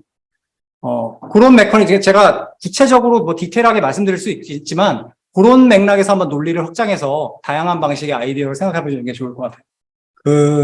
일단 사용하신 개념 중에 민주주의라는 개념도 쓰셨고 사회주의라는 개념을 썼는데 일종의 민주주의에 반대는 사회주의인 것처럼 쓰셨는데 사실은 개념적으로는 정확하게 말씀드리면 독재체제죠. 민주주의에 반대는 독재체제. 독재체제라고 한다는 것은 일단 권력자가 하나고, 그죠? 그리고 이거 다 거꾸로 하면 되죠. 인민의 지배가 아니라 머조리티에 의한 다스리는 것이 아니라 그건 상관없는 것이고, 그 다음에 이런 근본적으로 지배자가 건드릴 수 없는 부분을 인정하지 않는 것이고, 그리고 법의 지배라든지 컨스티튜션이 없어가지고 자의적인 권력 행사가 이루어지는 것이 독재체제죠. 그럼 과연 그것이 대안으로 등장할 수 있는 것인가에 대한 철학적 논의가 있을 수 있죠. 네. 그에 대해서는 저는 보류하거나 조금 굳이 여기서 제 주관적인 관점을 들면 과거에 프란시스 후쿠야마가 엔드 오브 히스토리라는 책을 썼을 때 우리나라에서는 그걸 되게 정치적으로 봤어요. 그러니까 이거는 우파인가 보다. 프란시스 후쿠야마가 최근에 트위터를 하나 날린 게 있는데 어떤 사람 커멘트에 드디어 내 책을 이해한 사람이 한 명 또 발견했네? 뭐 이런 거였어요. 이 사람은 절대 우리가 생각하는 특히 잘못된 이해의 리버럴 디마크러시를 옹호한 사람이 아니에요. 이 사람의 오늘날 글들을 보면 리버럴 디마크러시 네오리버럴리즘에 대해서 엄청나게 공격을 해요. 네오리버럴리즘에 대해서 엄청난 비판을 해요. 이 사람이 말한 건 let's agree, we disagree래요. 다양한 의견이 있음에도 불구하고 각각의 바운더리를 정해주고 지배자가 그것에서 개입할 수 있는 한계를 두자. 그렇기 때문에 이 사람은 리버럴 디마크러시를 어느 정도 그거에 대한 대안이 있을 수 없다라고 말한 거죠. 거기서는 어느 정도 철학적 입장도 이런 거 들어가는 것 같습니다. 그럼에도 불구하고 오늘날 지식인들이 오피니언 리더가 혹은 심지어 좌파 정당에서도 리버럴 디마크러시라는 개념은 그냥 받아들이거든요. 이런 측면에서 이런 두 가지 원리를 동의한다는 측면에서 리버럴 디마크러시 받아들여요. 그래서 개인적으로는 혹은 이건 제가 이렇게 소극적이어도 되는 것 같지만 과연 독재체제가 매력적인 대안이 될 수 있느냐에 대해서 그것은 과연 서스테이너블한 것인가? 라는 질문을 드릴 수 있겠죠. 그럼에도 불구하고 오늘날 주요한 정치학자들의 포커스는 사실 이 뒷부분, 여기 뒷부분. 이 부분이 오늘날 많이 훼손되고 있다라는, 되게 다양한, 우려들이 체계적이고 일관적으로 제시되고 있어요. 헝가리, 유럽에서는 그런, 파퓰리즘 정부가 많이 등장하는 거에 맥락에서 그렇기도 하고. 그래서 조금 제가 조심스러운 부분도 있고, 한편으로는 그럼에도 불구하고 말씀드린 부분이 있는데, 그거는 조금, 노마티브한 퀘스천을 받아들이고, 여러분에게 그건 열어두는 거가 나을 것 같습니다. 간단하게 말씀드리면 이런 소개한 그런 수학적인 그런 논리들이라는 이론들은 항상 경제학이라든지 사회과학에서 일반적으로 상정하는 조건이 뭐냐면 다른 변수들을 통제했을 때, 다른 변수들이 똑같다고 가정했을 때에 현재 우리가 초점을 맞추고 있는 변수들이 그런 역할을 한다는 거거든요. 지금 말씀한 것까지 고려하면 더 복잡해지겠죠. 더 다양한 비합리성이 나타날 수 있다. 그러니까 최소주의적으로 아까 전에 뭐 테네스 에로의 불가능성 정리 같은 걸 보면 가장 최소한으로 우리가 합의한다고 했을 때 다른 조건이 들어오면 더 안 되는 거죠. 힘동수의 역할을 맡는다. 가장 기초적이고 단순한 것을 보여줌으로써 오히려 그 이론과 예측이 일반적으로 적용될 수 있다는 걸 보여주는 거죠. 그리고 아까 전에 그런 것들은 주관적인 입장이 아니라 수학적인 증명이에요. A는 B고 B는 C라고 생각할 때 A는 C라고 확인된다를 보여주고 있기 때문에 예, 그런 점은 좀 참고하시고 봤으면 좋겠어요. 사실은 아까 전에 그래서 제가 강연을 할 때도 계속 강조됐던 게 이것이 안 일어난다는 얘기가 아니다라는 게 계속 반복했어요. 개인적 합리성이 집단의 비합리성으로 항상 연결된다를 말하는 게 아니에요. 이제까지 말했던 펜도그스의 역설부터 모든 것이 보장할 수가 없다는 얘기예요. 그 말을 바꿔서 말하면 그것을 해결할 수 있는 그런 변수와 조건들이 있어요. 대놓고 여기 썼어요. 그러니까 뭐 자유롭게 선호를 형성하는 것이 독립적인 선호가 존재한다는 것 자체도 어떻게 보면 비현실적일 수 있어요. 한 사회 사람들이 살면서 모두가 동의하는 것들이 있을 수 있고 이것들은 그래도 우리 사회에서는 어느 정도 합의를 하자. 그것이 어떻게 보면 민주주의의 그런 기본적인 원리 중에 아까 전에 되게 리버럴한 컴포넌트로 말씀드렸던 그런 부분이 될 수 있어요. 근데 양극화가 일어나는 그런 부분에 대한 합의조차도 사라질 때 아까 말한 그 민주주의 문제가 더 심각해져요. 서로가 어느 정도 합의되는 공통 분모가 있어야 그럼에도 불구하고 비합리성들이 개인의 합리성이 집단적 비합리성으로 연결되는 것을 막을 수 있는데 여기 말한 것처럼 그런데 그 합의조차도 없어진다면 더 심각한 문제가 발생할 수 있겠죠. 그렇기 때문에 오히려 또 정치적 갈등이라든지 이런 주제를 나중에 힘주어서 말씀드린 거고 분명히 말씀드린 것처럼 그 시대 상황상 또 여러 가지 제도적인 절차와 사회적 합의와 규범에 따라서 개인적 합리성을 집단적 수준에서 합리성으로 연결시킬 수 있는 방법들은 존재하죠. 단지 모조리티를 보장하지 않는다라든지 라는 식의 어떤 특정한 의사결정 방식이 언제나 보장하는 것은 아니다라는 거죠. 그러니까 그 정확한 뉘앙스를 제대로 파악해 주시면 좋을 것 같아요. 거기서. 근데 굉장히 중요한 명확하게 만들어주는 좋은 질문이라고 생각합니다. 예, 감사합니다. 네. 막판에 되게 좋은 질문들이 많이 나오네요, 여러분. 뭐 여러 가지 얘기를 할 수 있을 것 같아요. 보수성은 그 좀 패턴이 확인되는 것 같아요. 근데 그것도 항상 그런 것은 아니고 맥락과 영역에 따라 좀 다르게 판단이 되는 것 같은데 민주주의를 이용해서 기득권을 지키려는 참고로 이게 뭐 어떻게 말씀드려요? 기득권 그러니까 제가 말씀드린 거가 어느 정도 다 대답을 드리고 있는 것 같아요. 근데 이제 어떨 때는 이 기득권을 지키려는 사람들이 다수결을 이용할 수도 있지만 어떨 때는 기득권이 없는 사람들이 다수결을 이용하기도 하거든요. 대표적인 것 중에 하나가 여러분이 많이 아시는 멜처 리차드 모델 같은 경우가 그런 거죠.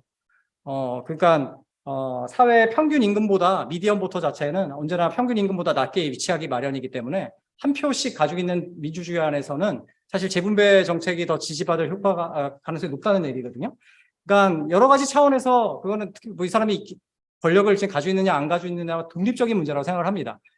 특히 뭐 민주주의라는 단어에 대해서 그래서 너무 교조적으로 받아들일 때 우리가 조심해야 된다는 것도 있어요. 그러니까 대표적인 것 중에 하나가 이거는 참고로 좀 정교하게 받아들여 주셨으면 좋겠는데 하나 예를 드는 거니까 정당 민주화라는 것도 정당들이 모두가 추구하는 일종의 교조적인 원리가 됐는데 그때 정당 민주화도 만약에 아까 전에 여기서 말씀드리는 민주주의에는 두 가지 컴포넌트가 있는데 이 두 가지 컴포넌트에 하나에만 맞추는 특징이 있는 것 같아요.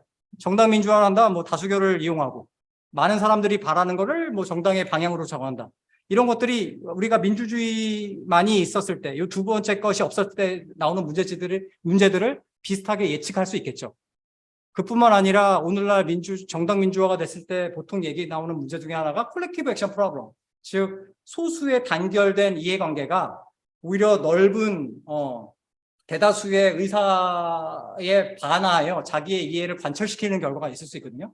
그러다 보면 사실은 민주주의가 한마디로 이 뒤에 어떤 규범이라든지 원리, 기본적으로 지켜야 되는 원칙이라든지 정당의 정책, 이런 것들을 다 무시할 경우는 굉장히 큰 문제를 가지고 있을 수 있다는 거예요. 그래서 사회, 조직, 학교 뭐든지 간에 민주주의에서 머조리티만을 추구하는 것을 민주주의라고 판단하면 절대 안 된다는 얘기예요.